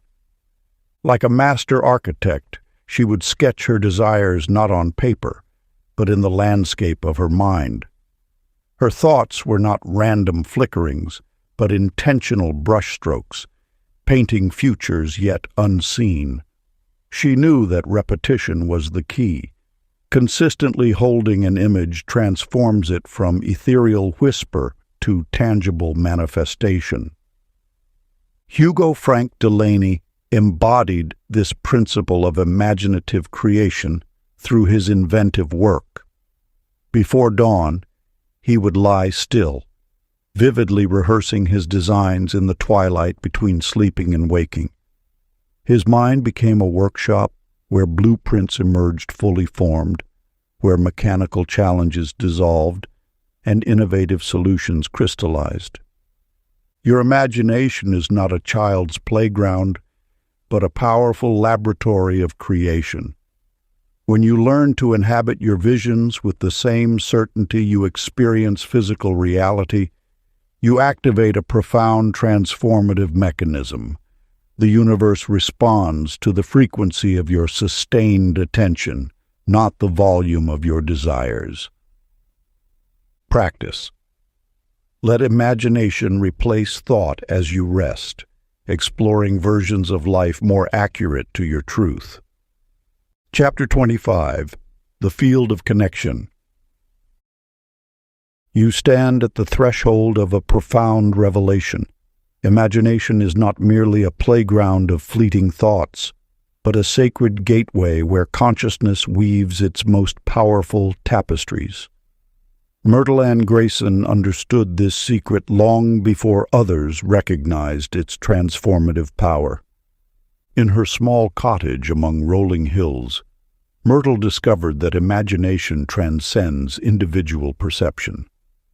She began to sense intricate energetic connections, invisible threads linking every living being, every thought, every dream. These were not mere fantasies, but real currents of consciousness that flowed beyond physical boundaries. Clarence J. Shields, a humble healer from a distant town, demonstrated this principle through his collective meditation practices. When he gathered groups to focus their collective intention, miraculous healings would emerge. not through force, but through the gentle, synchronized vibration of shared consciousness. Your imagination is not confined to your individual mind. It is a universal language that speaks across time, space, and individual experiences. Each time you visualize, you are not just creating within yourself, you are broadcasting a signal that reverberates through the interconnected web of all existence. Consider how your thoughts ripple outward. When you imagine a scenario with genuine emotion, you are not simply daydreaming. You are sending a frequency, a blueprint that the universe begins to recognize and align with. Your inner vision becomes an invitation for manifestation. The great mystics have always known this. Imagination is creation's first language. Before any physical form emerges, it exists first as a thought, a vision, an energetic blueprint waiting to be translated into reality. Your most powerful moments of transformation will come not through struggle, but through vivid, heartfelt imagination. Clarence understood that healing happens when individual consciousness merges with collective intention. His meditation circles were not just gatherings, but sacred spaces where shared imagination could transcend personal limitations. Each participant became a conduit for a greater, more expansive healing current. Your imagination is a bridge between the seen and unseen worlds. It is a technology more sophisticated than any human invention, a direct communication line with the quantum field of infinite possibilities. When you learn to imagine not from a place of lack, but from a state of already experiencing your desired reality, you activate a profound manifestation mechanism. As you drift toward sleep, sense the threads of light connecting you to all creation. Feel how your intentions amplify when they are not isolated, but part of a greater, loving network. Imagine these luminous threads expanding from your heart, linking you to every being, every dream, every potential waiting to be realized. Fall into sleep, sensing threads of light, linking you lovingly to all creation, amplifying your manifestations. Chapter 26. The Alchemy of Emotion. You stand at the threshold of your most profound power, the transformative energy of emotion. Unlike what you may have been taught, emotions are not random disruptions or weaknesses to suppress. They are sacred messengers, alchemical agents that transmute your inner landscape and reshape your external reality. Emotions carry frequencies more potent than thoughts. They are not merely reactions, but creative forces waiting to be understood. When you learn to honor each feeling, not as something to conquer, but as wisdom-seeking expression, you unlock a remarkable mechanism of personal transformation. Vera Lee Donaldson understood this mysterious art long before others recognized its power. She discovered that emotions are not obstacles to spiritual growth, but the very medium through which growth occurs. Each feeling, whether labeled as comfortable or challenging, carries an essential message about your inner state of being. Take grief, for instance. Many perceive it as a state of loss, a dark tunnel with no exit. But Nolan Bruce Pierce revealed another possibility. When his own profound sorrow emerged, instead of resisting, he allowed it to flow through him. He transformed his pain into poetry, crafting verses that spoke to thousands of wounded hearts. His grief became a bridge of connection, healing not just himself, but creating ripples of understanding in the world around him. This is emotional alchemy, the sacred process of transmuting raw feelings into creative energy. Just as an alchemist transforms base metals into gold, you can transform your emotional experiences into powerful catalysts for growth and manifestation. Your emotions are never random. They are intelligent signals from your deeper self, communicating vital information about your alignment with your truest desires. When sadness arrives, it might be signaling a need for compassion. When anger rises, it could be highlighting a boundary wanting recognition.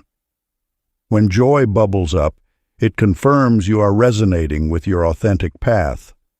The key is not to judge these emotions, but to listen. Feel them fully, without resistance. Let them move through you like rivers of insight, carrying wisdom from your soul's depths to your conscious awareness. As you prepare for sleep, a sacred practice awaits you. While drifting, bless every emotion as gold in progress, thanking it for shaping your creative reality. Chapter 27. The Dance of Radiance. You are an alchemist of emotion, transforming the raw materials of feeling into pure radiance. Like Delia Ruth Emerson, who understood that joy is not a personal possession but a universal currency, you carry within you the power to illuminate entire landscapes of human experience. Delia knew something profound about emotional energy. It does not diminish when shared, but multiplies geometrically. Her smile was not merely a facial expression, but a transmission of pure, unbridled warmth. When she smiled, the world around her seemed to soften, to open, to breathe more deeply. Lonnie Ward Talbot experienced this miraculous multiplication firsthand. Encountering Delia's radiant smile, he found himself reflecting that same luminous energy back. What began as a simple gesture became a bridge of connection, ultimately leading him to discover new love, not just romantic love, but a broader, more expansive love for life itself. Your emotions are not random occurrences, but sacred technologies of transformation. Each feeling you experience carries a vibrational frequency that ripples far beyond your immediate perception. When you choose joy, when you cultivate inner warmth, you become a beacon that can subtly shift the emotional climate around you. This is the true alchemy of emotion, the ability to transmute inner experience into external reality. Your feelings are not weak or insignificant. They are powerful conductors of universal energy. Every time you choose compassion over judgment, hope over despair, love over fear, you are performing a profound act of spiritual engineering.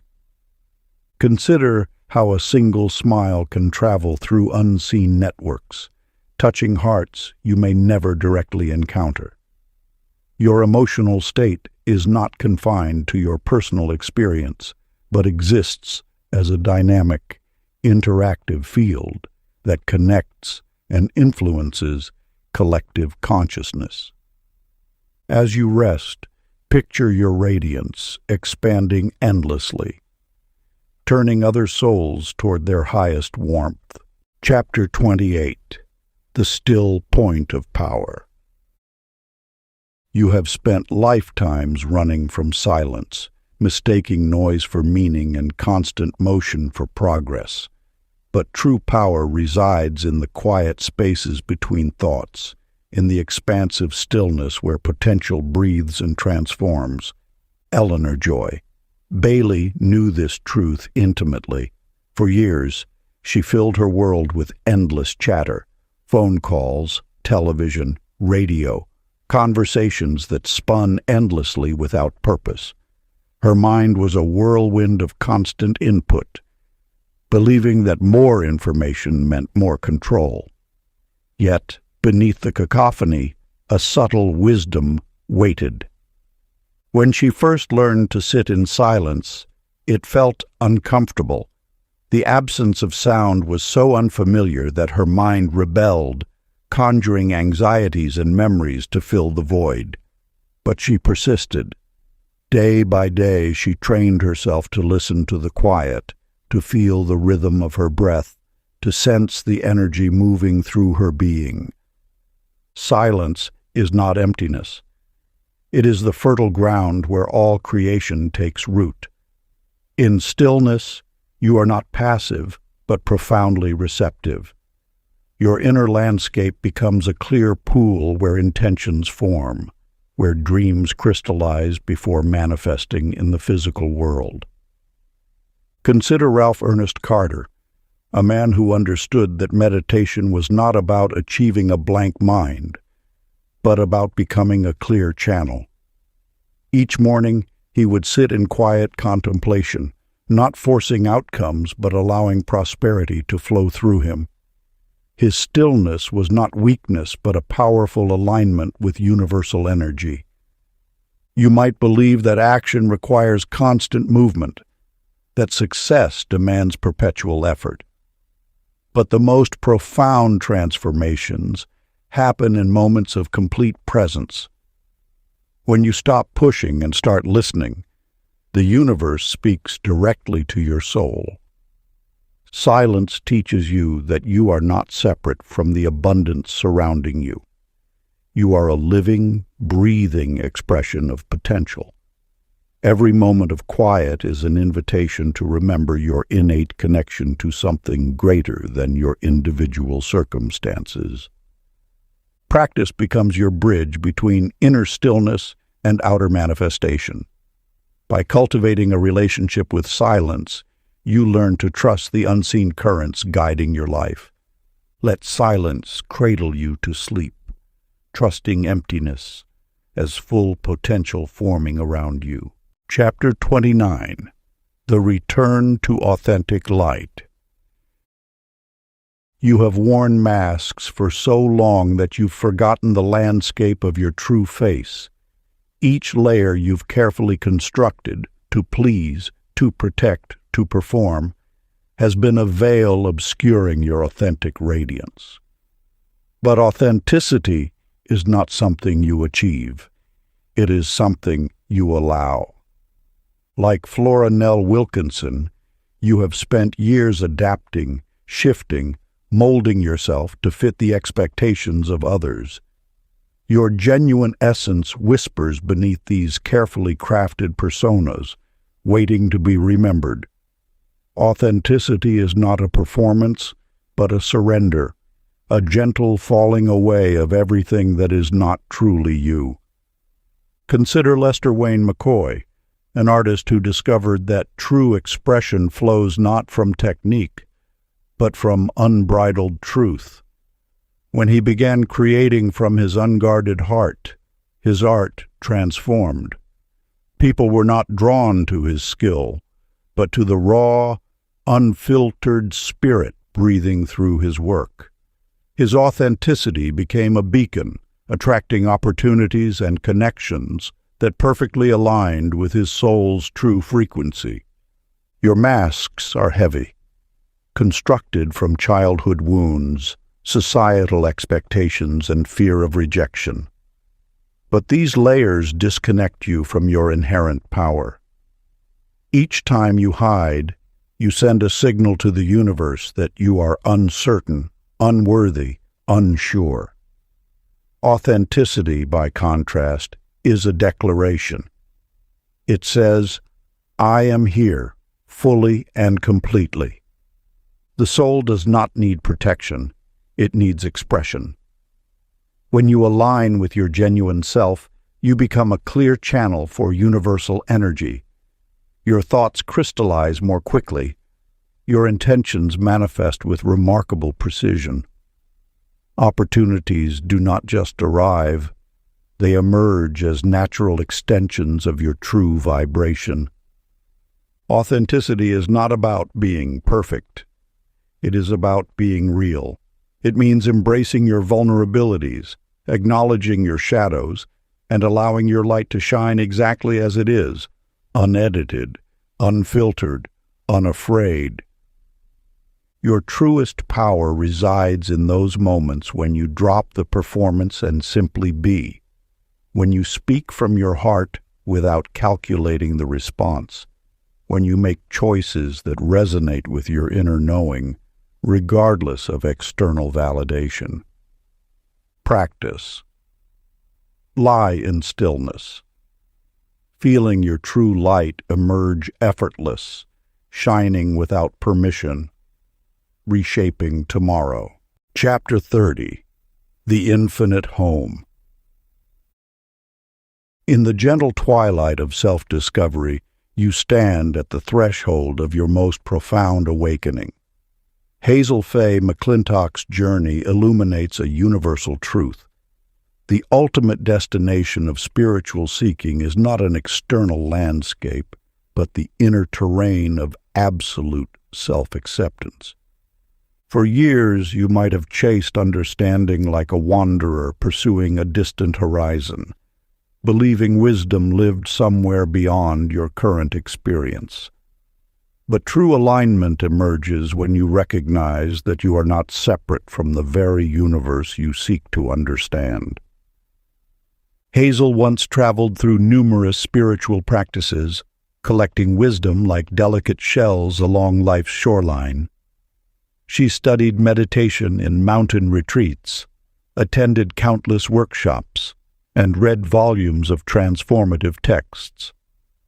Yet true revelation came not from accumulating knowledge, but from a moment of complete surrender. One quiet evening, as sunlight dissolved into twilight, Hazel realized that all her searching had been an elaborate dance around a simple truth. She was already whole. The seeking itself had been a veil obscuring her inherent completeness. Chester Paul Dennison understood this principle deeply. A retired mathematics professor who had spent decades solving complex equations, he discovered that life's most intricate solution was internal peace. He learned that when you align with your authentic frequency, the universe responds with a synchronicity that feels both miraculous and natural. Your journey of self-recognition is not about achieving perfection, but about embracing your entire landscape, shadows and light, uncertainties and knowings. Every experience has been a brushstroke painting the masterpiece of your becoming. The law of attraction is not a technique to manipulate external circumstances, but a sacred dance of inner alignment. When you truly recognize yourself, beyond roles, expectations, and past limitations, you become a magnetic center of creation. Your authenticity is not something to be constructed or earned. It is something to be remembered, like an ancient melody waiting to be sung again. Each time you drop the masks, each moment you choose honesty over adaptation, you strengthen the signal of your true self. Practice. Sleep tonight, knowing you are already home. Reality now organizes around your settled heart. As you drift toward sleep, place one hand on your heart. Breathe deeply, feeling the rhythm of your own essence. Whisper silently, "I am home, I am complete, I am enough." Part 4. The Expansion. Chapter 31. The Spiral of Growth. You are not a linear journey, but a beautiful, expanding spiral of consciousness. Each time you encounter a familiar challenge, it is not a setback, but an invitation to witness your own transformation. Bonnie Ray Simmons understood this profound truth when she realized that life's lessons are not punishments, but gentle teachers returning to reveal your deepest strength. Imagine growth as a sacred dance, where each step might seem repetitive, but each rotation brings you to a slightly elevated perspective. You are not stuck in a cycle. You are ascending through experience. The spiral is nature's most elegant design, seen in seashells, galaxies, and the very DNA that composes your being. Amos Clyde Turner, a carpenter whose hands spoke the language of patience, embodied this wisdom perfectly. Each time he rebuilt the same bridge, his craftsmanship did not merely repeat, it evolved. The wood remembered his touch, the joints became more precise, the structure more resilient. His repeated effort was not monotony, but mastery in motion. When you find yourself facing a familiar challenge, do not judge it as a failure. Instead, breathe into the recognition. What nuance have you missed before? What subtle understanding can you now perceive that was invisible during your last encounter? Your soul does not progress through conquest, but through compassionate understanding. Growth is not about perfection, but about progression. Each spiral brings deeper integration, more profound self-understanding. The lessons that once seemed overwhelming now become whispers of wisdom. Your past self is not left behind, but honored, carried within each new rotation of experience. Think of the seasons, how they return, yet are never exactly the same. A spring is not identical to the one before, but builds upon its previous expression. You are similar, returning to themes, but never returning unchanged. Your spirit accumulates wisdom like a tree accumulates rings, each layer telling a story of resilience and growth. Trust the spiral of your journey. When challenges feel repetitive, know they are not punishments but invitations. They are saying, "Look here, something wants to be understood more deeply." Your soul does not make mistakes. It creates opportunities for deeper alignment. Practice. As sleep enfolds, picture your life as a golden spiral, lifting you higher while keeping you grounded in gratitude. Chapter 32. The Frequency of Play. The spiral of growth continues its sacred dance, revealing that your journey is not a linear path, but a beautiful, expanding circle of wisdom and remembrance. You are not climbing a mountain of achievement, but spiraling through layers of consciousness, each rotation bringing deeper understanding. Lucy Bell Carver's story illuminates a profound truth. Joy is not a destination, but a frequency that transforms everything it touches. When she released the rigid expectations of her corporate life, she discovered that laughter was not merely an emotion, but a powerful creative force. Imagine joy as a vibrant energy that moves through you, dissolving old patterns and inviting new possibilities. When you play, you signal to the universe that you trust life's unfolding. Your playful spirit becomes an invitation for miracles, a welcome mat for unexpected blessings. Martin Roy Jenkins understood this intrinsically. As a performer who brought laughter to county fairs, he realized that his comedic performances were more than entertainment. They were alchemical experiences.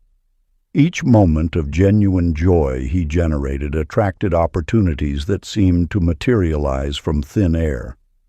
His willingness to be light-hearted became a magnetic force, drawing prosperity and connection. The universe responds to your internal state more than your external efforts. When you approach life with a sense of play, you dismantle the heavy structures of struggle. Play is not frivolous.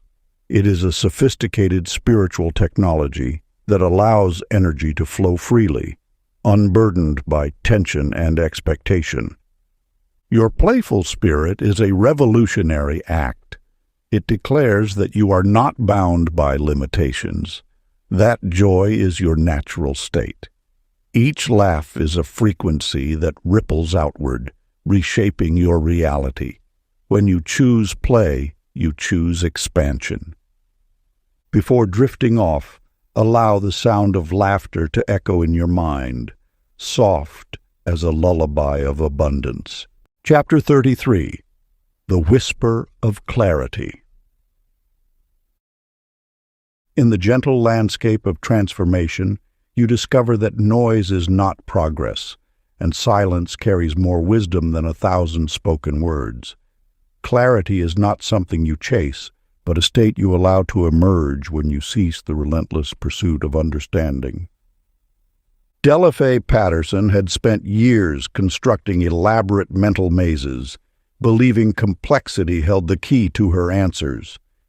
Her mind was a labyrinth of questions, each turn leading to another dead end of uncertainty. She would analyze, dissect, and reconstruct her experiences, hoping that if she thought hard enough, truth would surrender its secrets. But truth does not bow to mental gymnastics. It whispers in the spaces between thoughts, in the quiet moments when the mind rests and the heart listens. One autumn morning, exhausted by her own mental chatter, Della walked into her garden. The leaves were turning golden, falling softly without resistance, teaching a silent lesson about release. She sat on an old wooden bench, her mind momentarily stilled by the rhythmic descent of leaves. And in that stillness, something shifted.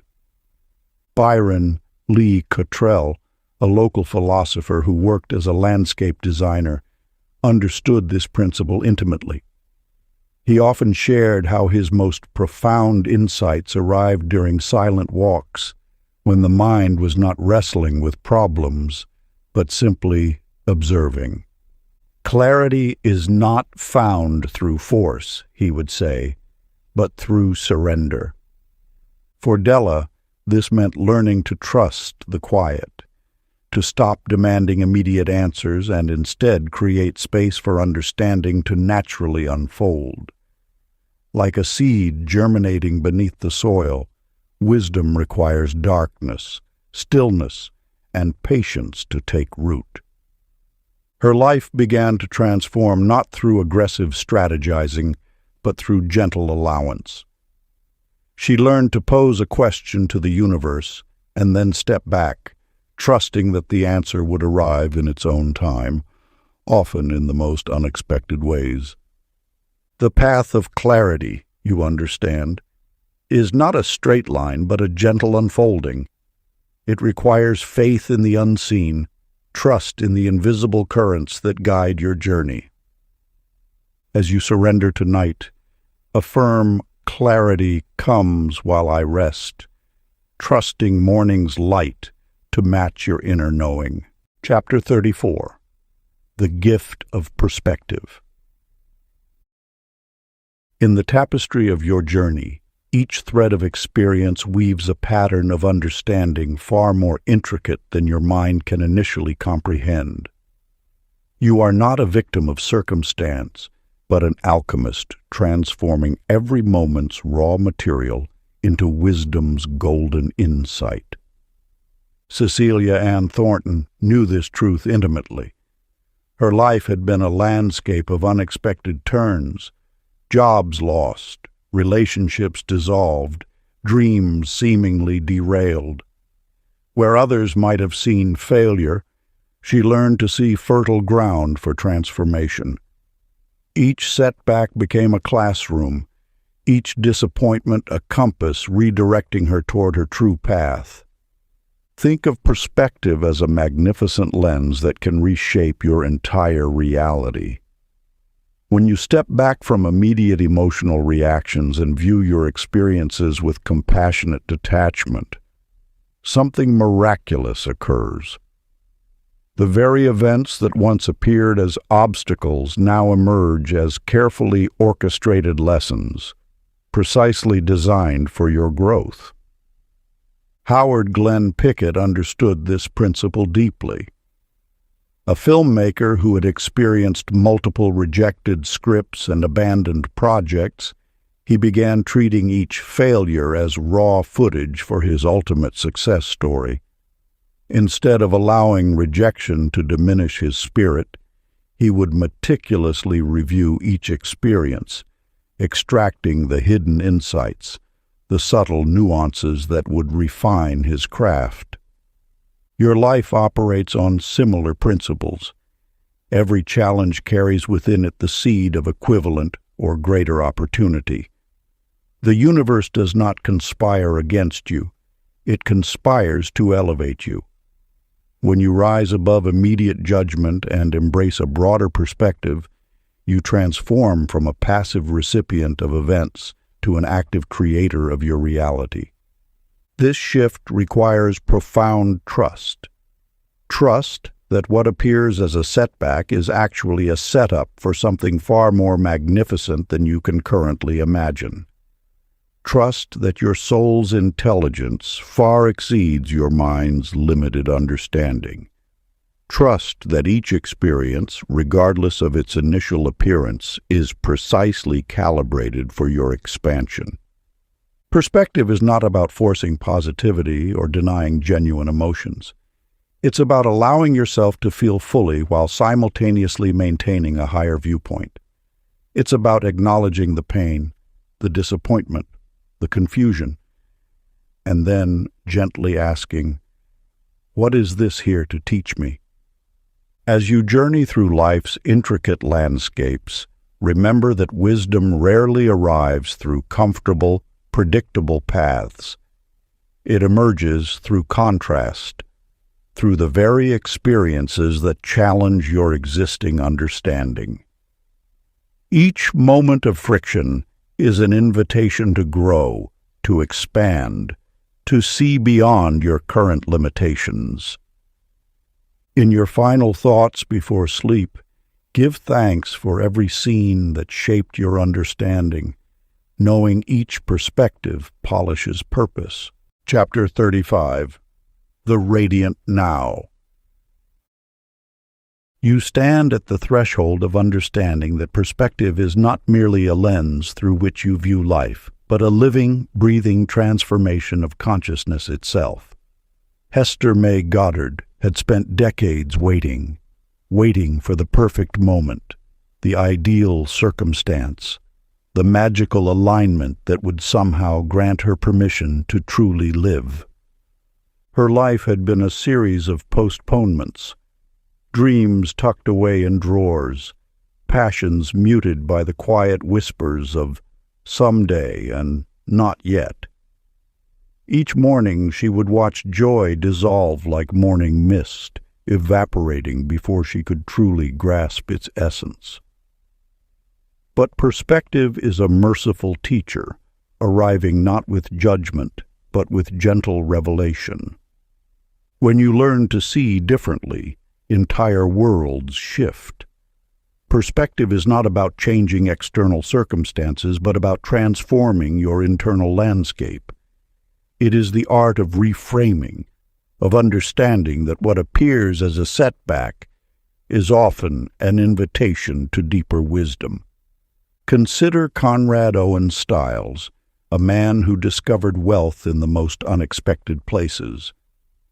While others rushed past, measuring success by monetary metrics, Conrad found abundance in the simple dance of sunlight across his wooden desk.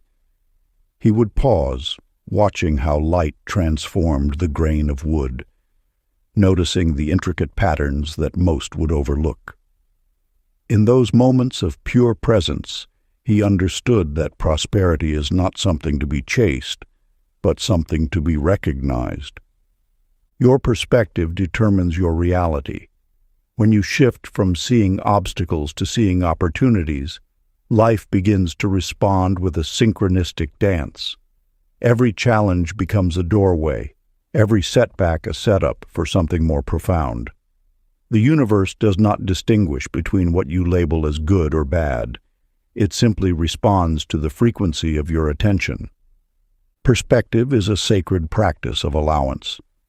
It asks you to soften your grip on how things should be and instead welcome what is. It invites you to see beyond the surface, to recognize that each experience carries a seed of transformation. As evening approaches and sleep beckons, you are invited into a powerful practice of presence. Rest into this instant as eternity itself.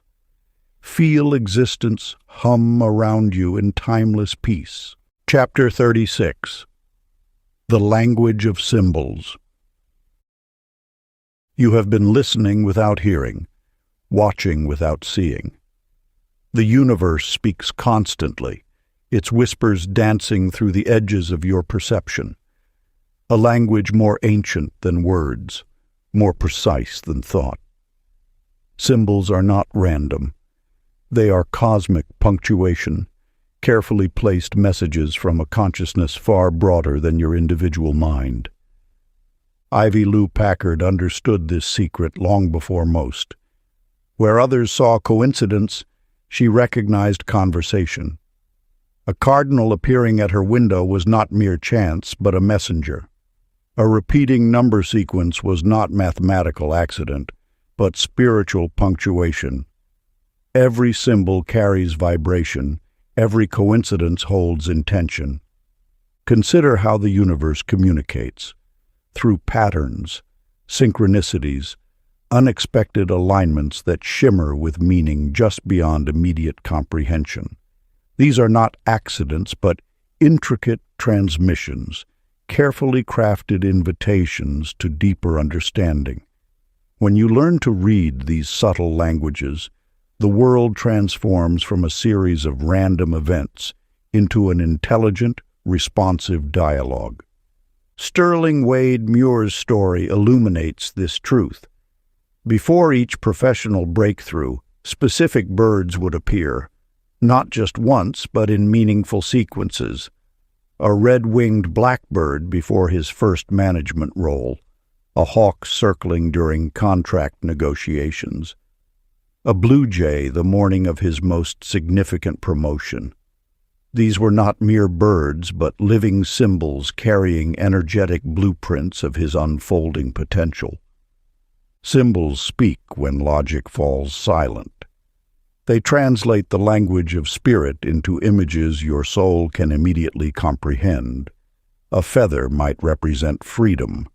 A repeated number could signal alignment. An unexpected encounter might be guidance disguised as chance. To understand symbolic language requires softening your perception. Drop the rigid boundaries of rational thought. Allow mystery. Trust that communication happens beyond words, that meaning flows through intuition, that the universe is constantly whispering guidance if you're willing to listen with more than your ears. Your awareness is the translation device. Your openness determines the clarity of reception. When you approach life with curiosity instead of certainty, symbols become vivid, their messages sharp and luminous. As you fade into dreams, invite the universe to speak in symbols clear and kind, promising comprehension upon waking. Chapter 37. The Breath of Renewal. In the quiet spaces between breaths, you discover the most profound magic of existence. Opal Jane Merritt understood this secret long before modern science could explain the intricate dance of oxygen and consciousness. Her journey began in a moment of complete exhaustion, when every cell in her body seemed to whisper surrender. You might recognize this feeling, the weight of endless doing, the fatigue that accumulates when life becomes a series of mechanical motions rather than intentional breaths. Opal had spent years racing against invisible clocks, her body a machine running on depleted reserves, but something within her awakened to the sacred technology of breathing. Breath is not merely a biological function. It is the bridge between your physical form and the infinite intelligence that animates all of creation. Each inhale carries potential. Each exhale releases what no longer serves you. Silas Dean Lovell, a retired farmer from the rolling hills of the Midwest, discovered this truth when traditional medicine failed him. Silas learned to breathe with intention, transforming each breath into a prayer of gratitude.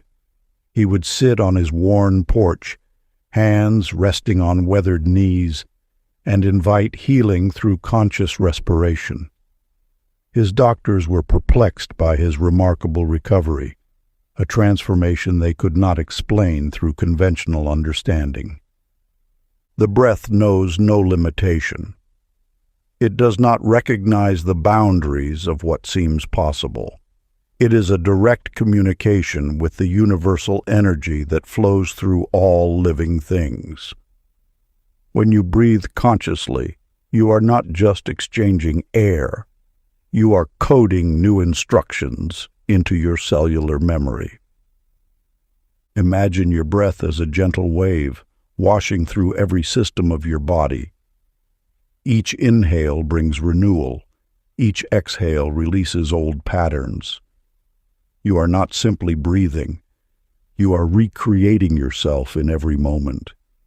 The rhythm of your breath can be a powerful alchemical process, transforming struggle into ease, tension into relaxation. Silas would often say that breathing was his most potent medicine.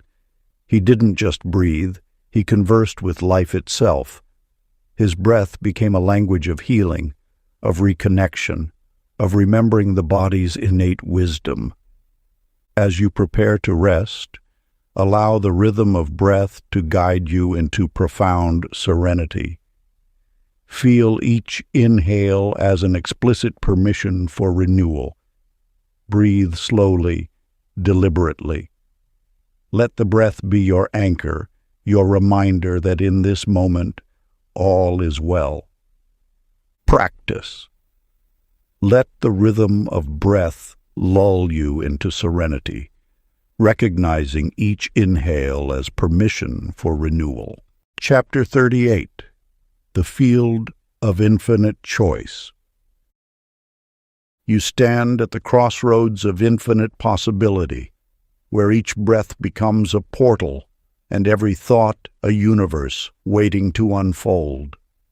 Destiny is not a predetermined path, but a living, breathing landscape that reshapes itself with your every conscious choice. Doris Lynn Calhoun discovered this profound truth when she realized that life was not a fixed trajectory, but a dynamic field of quantum potential.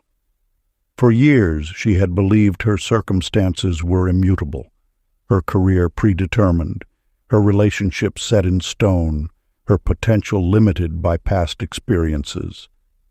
But something shifted when she understood that reality is not a solid construct, but a fluid dance of consciousness. Each moment carries within it the seeds of transformation. Your thoughts are not mere mental chatter, but quantum instructions that ripple through the fabric of existence. When you choose deliberately, you're not just making a decision, you're sculpting reality itself. Mac Elwood Nash embodied this principle of conscious creation. Where others saw obstacles, he saw opportunities. Where limitation tried to define him, he chose expansiveness. Each morning, he would wake and consciously decide to expect beauty. Not hope for it, not wish for it, but expect it with the same certainty you expect the sun to rise. This is the extraordinary power of choice. It's not about forcing outcomes, but about aligning your inner frequency with the reality you wish to experience.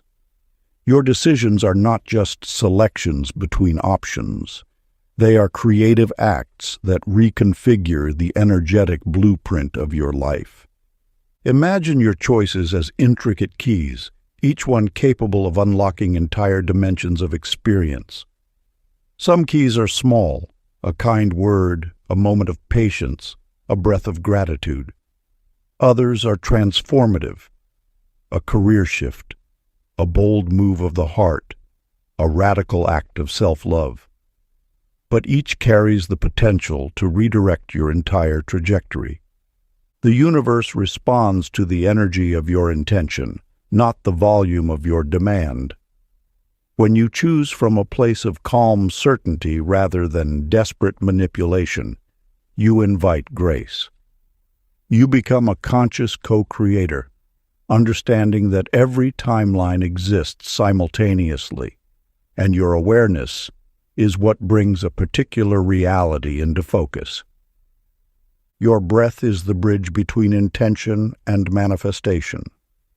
Each inhale carries potential, each exhale releases what no longer serves.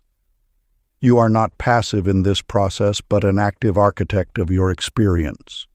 Before sleeping, declare softly, "I choose the timeline of joy," letting the declaration crystallize your tomorrow. Chapter 39. The Ripple of Kindness. You stand at the threshold of understanding a profound universal truth. Kindness is not merely an action, but a living, breathing energy that transforms reality itself.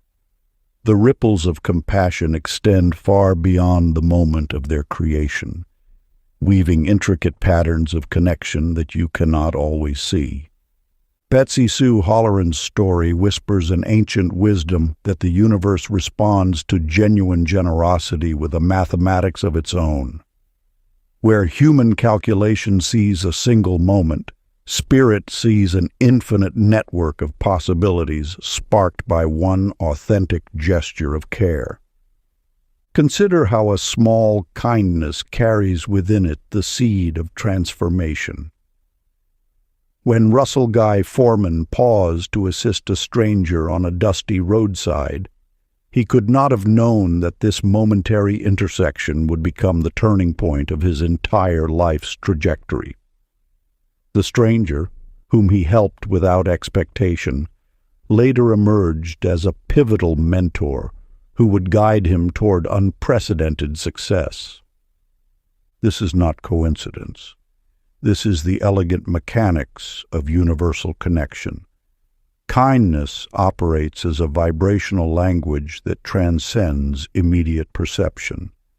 Each compassionate act sends waves through the unseen dimensions of existence, creating harmonies that realign opportunities, reshape relationships, and reconfigure potential. Your intentions matter more than the scale of your actions. A gentle word, a moment of patience, an unexpected assistance, these are not small things. They are quantum events that ripple through consciousness, touching lives in ways your rational mind cannot comprehend. The universe maintains a profound accounting system far more sophisticated than human logic.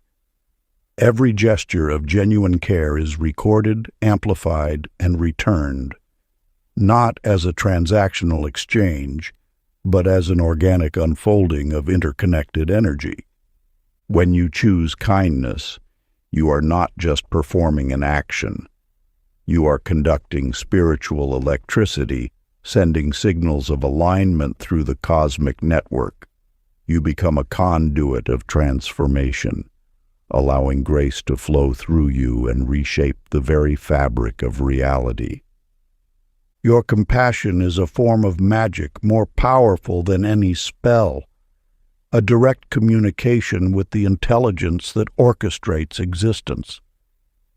Each kind act is a prayer spoken in the language of energy, heard and answered in ways beyond immediate understanding.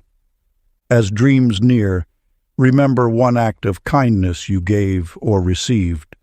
Let its light ripple outward into infinite continuity. Chapter 40. The Silence After Awakening. You stand at the threshold of a profound understanding that transcends the tumultuous waves of action and reaction. Connie Pearl Randall's journey reveals a sacred truth. Enlightenment is not a thunderous revelation, but a gentle descent into exquisite quiet. Imagine silence as a living substance, not an absence, but a profound presence that breathes with infinite potential. When Vernon Abe Colton learned to rest in stillness, he witnessed something extraordinary. Reality itself began to stabilize, to settle like sediment in clear water. Each moment of quiet became a sanctuary where transformation could take root without the constant chatter of doing and striving. This stillness is not passive. It is an active state of integration where your inner and outer worlds begin to harmonize. Like a master craftsman allowing a delicate sculpture to set, you learn to trust the process of creation beyond immediate perception. Your transformation occurs in these moments of tender witnessing, where you are simultaneously the observer and the observed. The quiet teaches you that completion is not about achieving, but about allowing. Each breath becomes a subtle invitation for your essence to fully inhabit your experience. You are not separate from the stillness. You are the stillness experiencing itself through human form. Vernon understood that creation completes itself when you cease constant manipulation. Your most powerful action becomes non-action. Your most profound strategy becomes receptivity. In this space, miracles don't need to be forced. They simply emerge, like lotus flowers rising from quiet waters. As the day's energies begin to soften and night approaches, you recognize that this moment of transition is itself a sacred ceremony. The boundary between doing and being becomes translucent, revealing the underlying unity of all experience. Practice. Fall asleep within sacred silence, witnessing existence tenderly aligning without your interference. Part 5. The Integration. Chapter 41. The Return to Simplicity. The art of simplicity whispers wisdom that complexity often drowns out. You have been taught to believe that manifestation requires elaborate strategies, complex visualizations, and relentless effort. Yet the most profound transformations emerge from the quietest intentions. Darla June Benton understood this truth after years of chasing elaborate dreams that scattered her energy like leaves in an autumn wind. She had filled notebooks with intricate plans, created vision boards crowded with images, and exhausted herself pursuing multiple paths simultaneously. Her life felt like a tangled web of half-realized desires, each thread pulling her in different directions. Then came the moment of revelation. While tending her small garden, she noticed how a single well-nurtured seed produced more abundance than a dozen carelessly scattered seeds. The plant that received focused attention, clear water, and gentle care flourished more vibrantly than those lost in her previous scattered approach. Homer Lee Farnsworth, a local farmer, embodied this principle of simplicity. Where others planted extensive crops with uncertain yields, he chose one intention, cultivating a single field with meticulous care. His harvest became legendary in the community, not through complicated techniques, but through pure, concentrated energy. Simplicity is not about doing less, but about focusing more intensely. It's the art of distilling your desires to their purest essence. When you narrow your attention, your energy becomes a laser, precise, powerful, transformative. Complexity fragments your power. Simplicity concentrates it. Your manifestation journey is not about accumulating more techniques or strategies. It's about refining your focus, like a sculptor chiseling away everything that is not the essential form. Each unnecessary thought, each scattered intention, is a piece of marble that obscures your true creation. The universe responds to clarity, not volume. A single, pure intention resonates more powerfully than 100 conflicting wishes. When you learn to hold one vision with unwavering clarity, you create a vibrational magnet that draws your desire effortlessly. As you fall asleep, clear your inner space of clutter, holding one pure vision of peace and purpose in gentle focus. Chapter 42. The balance between doing and being. You have been taught that progress demands constant motion, that success is a battlefield where only the relentless survive. But what if the universe whispers a different truth? What if your most powerful moments of creation emerge not from frantic doing, but from sacred stillness? Ruby Ann Tewksbury knew this pattern well. Her days were a blur of perpetual motion, rising before dawn, checking emails while brewing coffee, scheduling meetings during breakfast, racing from one commitment to another. She wore her busyness like a badge of honor, believing rest was a luxury reserved for the weak or unambitious. Yet the universe has its own rhythm, a cadence that cannot be forced or manipulated. True manifestation doesn't arise from exhaustion, but from a place of profound inner calm. Like a still pond reflecting the sky, your consciousness becomes most potent when it is quiet, when the surface of your being is smooth and untroubled. Wallace Roy Kramer understood this wisdom intuitively. A successful entrepreneur who had learned the hard way about burnout, he discovered that 10 minutes of meditation before any task transformed his entire approach. Where others saw meditation as a passive activity, he recognized it as an active alignment, a deliberate tuning of his inner frequency. Imagine your intentions as seeds. In constant motion, you're like a gardener, frantically digging up seeds to check their progress, preventing their natural growth. Stillness allows those seeds to take root, to draw nourishment from unseen depths, to germinate in their own perfect time. The law of attraction is not a mechanism of hard labor, but a gentle dance of resonance. When you align your inner state with your desires, not through aggressive pursuit, but through peaceful expectation, you create a magnetic field that draws opportunities effortlessly.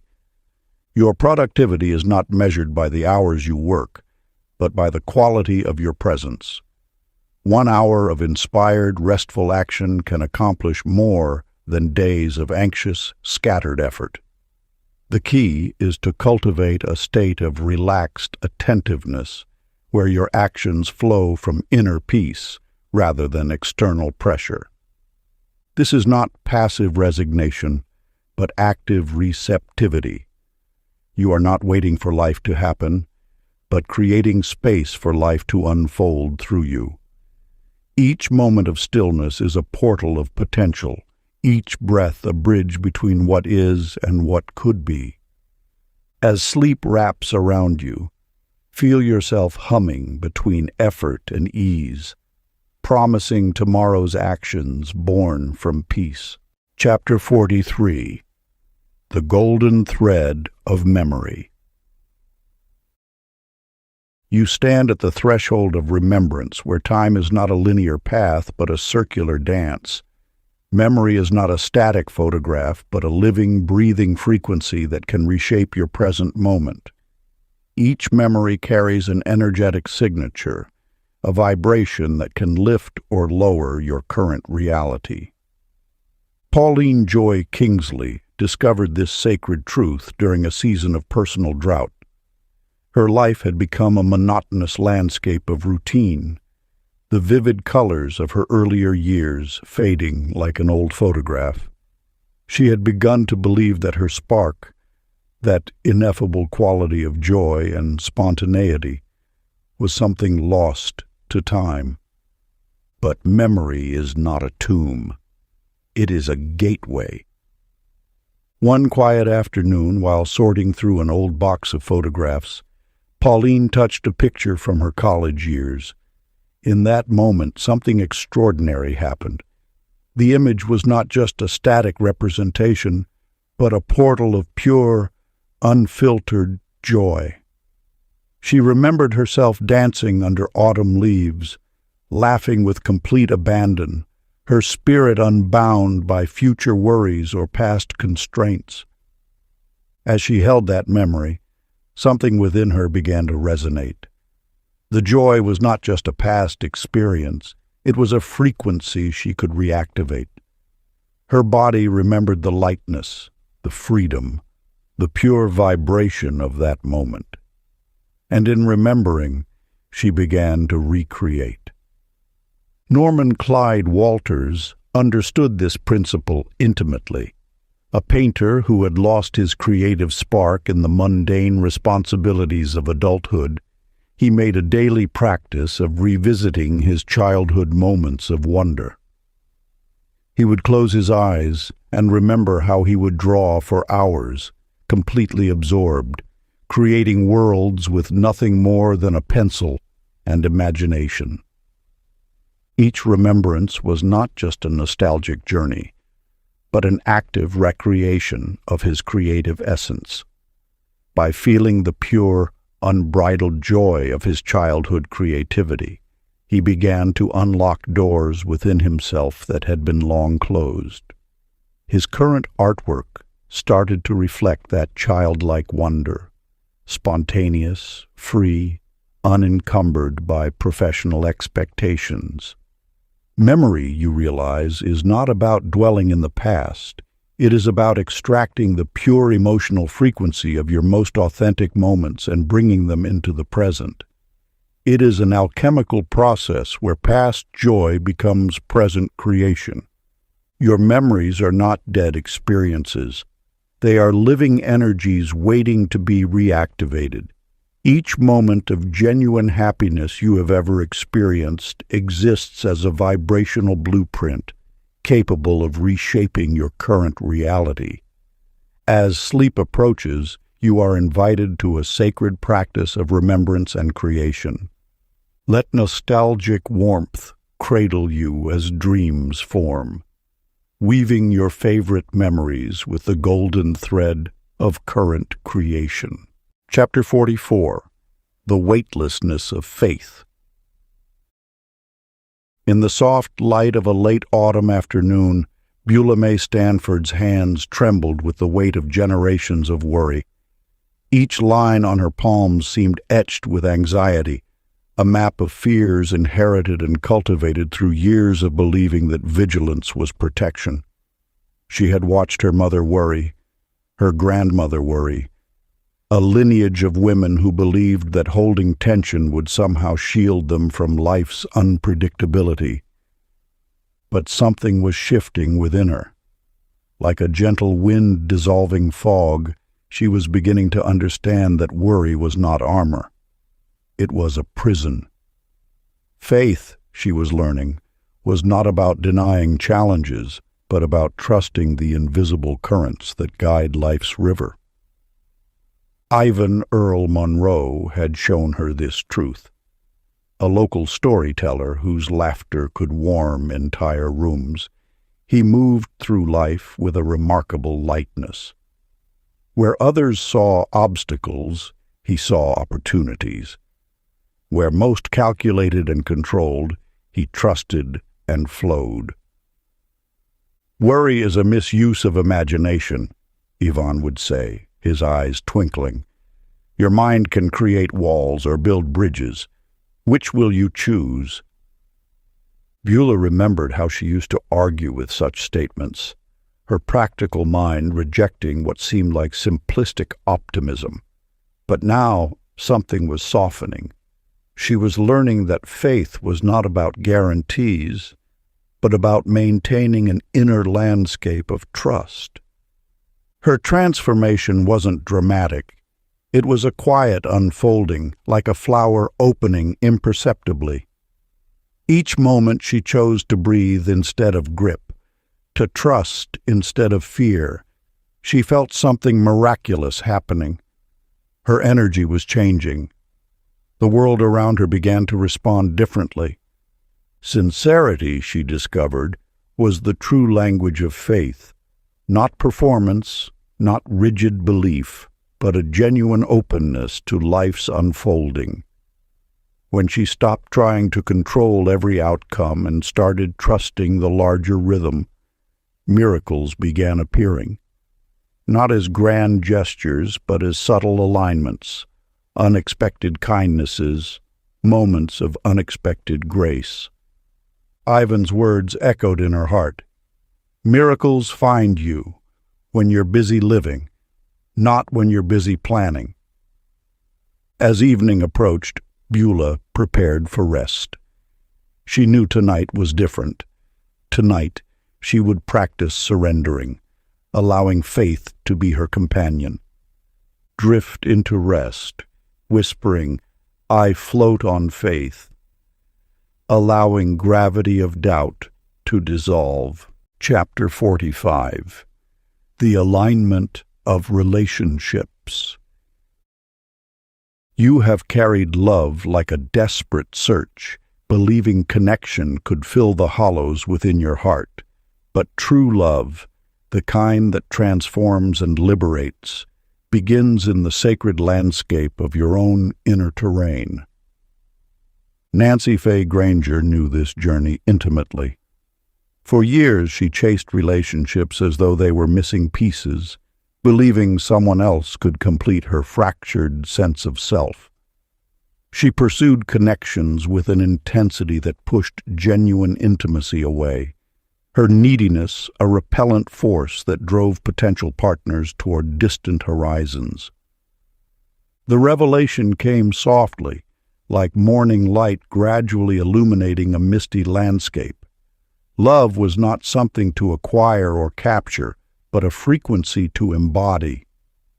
When you radiate wholeness from within, relationships become expressions of that completeness rather than attempts to manufacture it. Curtis Dean Halstead understood this principle effortlessly. While others scrambled to fill their emotional voids, he had cultivated a profound relationship with himself. His contentment was not loneliness, but a deep well of self-acceptance. This inner harmony created a magnetic field that naturally drew authentic connections. The universe responds to your internal state with exquisite precision. When you love yourself without condition, embracing both your luminous potential and your beautifully imperfect humanity, you transmit a signal of wholeness. Relationships then become mirrors reflecting that internal alignment, not desperate attempts to extract worth from external sources. Self-love is not narcissism. It is a radical act of spiritual recognition. It means witnessing your own essence with the same tenderness you would offer a beloved child. It means understanding that your worth is not earned through performance or approval, but is an intrinsic birthright. As you cultivate this internal landscape, something miraculous occurs. The relationships around you begin to shift. Toxic dynamics dissolve. Genuine connections emerge with an ease that feels almost magical. But it is not magic. It is the natural outcome of vibrational alignment. Your heart is not a beggar seeking love, but a sovereign realm generating its own beautiful frequency. When you inhabit this understanding, love becomes less about finding and more about expressing. Less about holding tight and more about allowing. Less about completing and more about celebrating. As dreams draw close, Feel every bond in your life glowing with mutual authenticity and ease. Chapter 46. The Circle of Blessings. In the grand tapestry of universal connection, you are not merely a receiver of blessings, but a generator of energetic currency.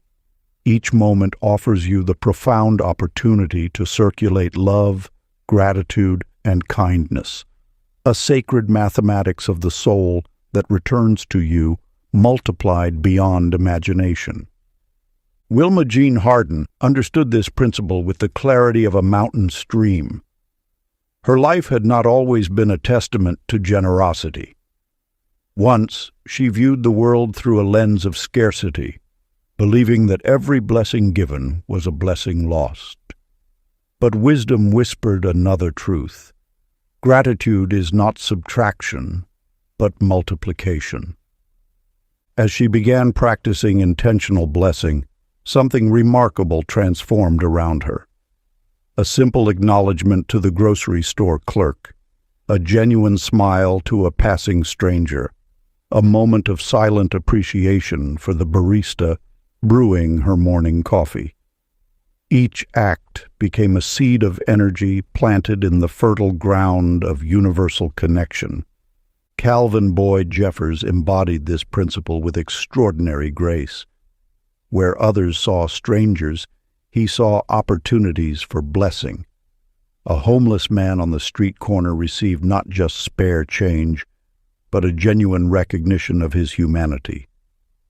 A frustrated customer was met with patience instead of irritation. A struggling colleague found unexpected encouragement. The universe operates on a principle of circulation far more intricate than human logic can comprehend. Every blessing you send out creates invisible threads of connection, weaving through the unseen realms of energy and consciousness. These threads do not dissipate. They orbit. They return. They amplify. Your gratitude is not a finite resource to be hoarded, but a renewable energy that grows more powerful with each transmission. When you bless without expectation, you align with the divine flow of abundance. You become a conduit, not just a container. Imagine your heart as a lighthouse, radiating waves of appreciation that touch distant shores you may never see. Each wave of blessing carries the potential to transform not just your immediate surroundings, but the intricate web of human experience. This is not mere sentiment, but a fundamental law of energetic exchange. Your intentional gratitude becomes a frequency that attracts corresponding vibrations.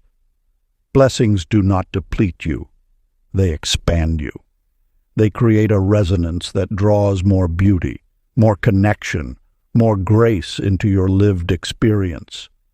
Before falling asleep, visualize blessings you send orbiting around the world and returning multiplied to your heart. Chapter 47. The Lightness of Forging a New Path. As the golden light of understanding fills your awareness, you begin to see that life is not a straight path, but a sacred dance of continuous transformation. Your journey is not about perfection, but about permission. Permission to evolve, to shift, to release what no longer serves your highest expression. Redirection is not failure. It is the universe's gentle whisper guiding you toward your most authentic path. When Trudy Ray Henson first recognized this truth, she felt a profound liberation. For years, she had believed that changing course meant admitting defeat. But now she understood that each pivot was an invitation to explore deeper dimensions of her potential. Perry Jean Collins embodied this wisdom perfectly. Once trapped in a career that felt like a slowly tightening cage, he learned to listen to the subtle nudges of his intuition. Instead of forcing himself through rigid plans, He began following the soft whispers of inspiration. Each small step led him to an entirely new landscape of possibility, a career that felt like breathing, like coming home to himself. Your life, too, is a continuous unfolding.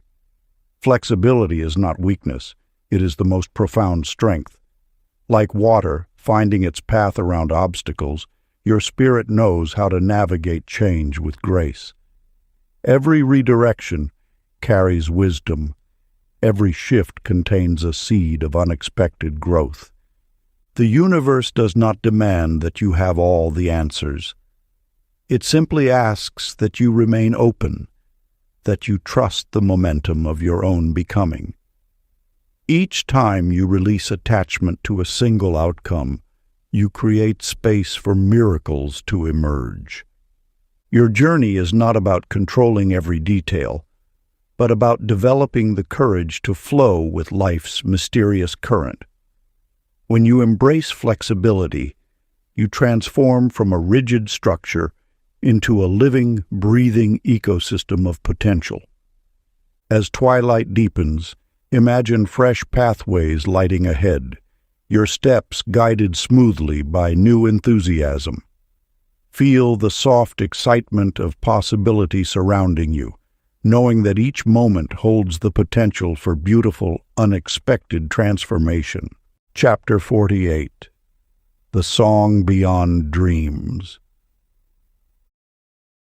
In the twilight between consciousness and mystery, you have been granted a sacred passage, a journey through the realm where dreams weave reality's most intricate tapestries. Your sleeping mind is not a passive landscape, but a vibrant workshop of creation, where every whispered intention becomes a blueprint for transformation. Minnie Ruth Lancaster understood this profound truth long before the world recognized the alchemy of nocturnal consciousness. She knew that within the soft darkness of sleep, something extraordinary occurs. Your truest self composes symphonies of potential, harmonies that echo far beyond the boundaries of night and day. When the external world falls silent, your inner realm becomes a canvas of infinite possibility. Dreams are not mere fleeting images or random neurological firings. They are rehearsal halls where your unlimited self practices manifestation. Each dream is a sacred rehearsal, a spiritual choreography where you dance with potential realities, trying on different versions of yourself before they crystallize into physical form. Consider Oliver Frank Crandall, an artist who listened deeply to these inner symphonies. Where others saw blank canvases, he heard colors waiting to be translated. His paintings were not just visual representations, but vibrational translations of the dreams that visited him in the quiet hours. He understood that nighttime visions are not disconnected from daylight. They are the seeds from which miracles sprout. Your sleeping consciousness operates beyond the linear constraints of waking logic. Here, in this liminal space, you are unbounded. Limitations dissolve, and your spirit communicates through imagery, emotion, and intuitive knowing. Each dream is a message from your higher self, a gentle guidance system navigating you toward your most authentic expression. The dreams that visit you are not random. They are intelligent communications. They carry frequencies of healing, inspiration, and transformation. When you learn to listen, truly listen, to these nocturnal narratives, you discover they are orchestrating miracles in your waking life. Some call this intuition. Others name it divine guidance. But you know it as something more intimate, a conversation between your current self and your highest potential. Your dreams are not escape, they are emergence. As the chapter reaches its culmination, You are invited into a sacred practice of surrender and remembrance. Close your eyes, surrendering to the symphony inside, promising to awaken, remembering the melody of your higher self. If you enjoyed this audiobook, I created a free ebook version for you. You can download it using the link in the pinned comment. Conclusion: as you drift between worlds, you recognize the profound truth. You are not separate from the symphony of creation. The boundary between dreaming and waking dissolves, revealing a continuous flow of energy where intention breathes life into form. Your consciousness is not confined to linear time or physical limitations, but exists as a vibrant, malleable frequency. Every breath you take is an act of creation. Every thought you hold is a brushstroke on the canvas of reality.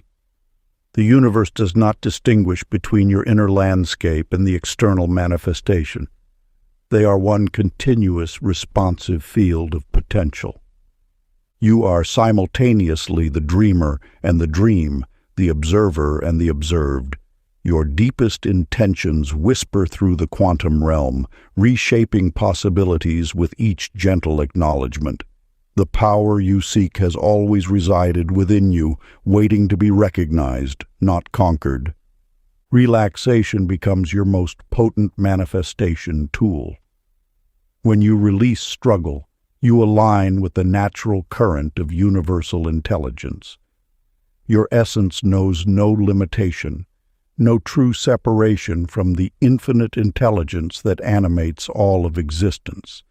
In this moment of awakening, you understand, becoming is not a journey of achievement, but a surrender to your inherent wholeness. You are the frequency of peace, the living bridge between imagination and reality, constantly birthing new potentials with each conscious breath. The grand illusion of separation dissolves, and you remember. You have always been whole, always been powerful, always been exactly where you needed to be. If you enjoyed this exclusive audiobook, I handpicked this next book which will change your life.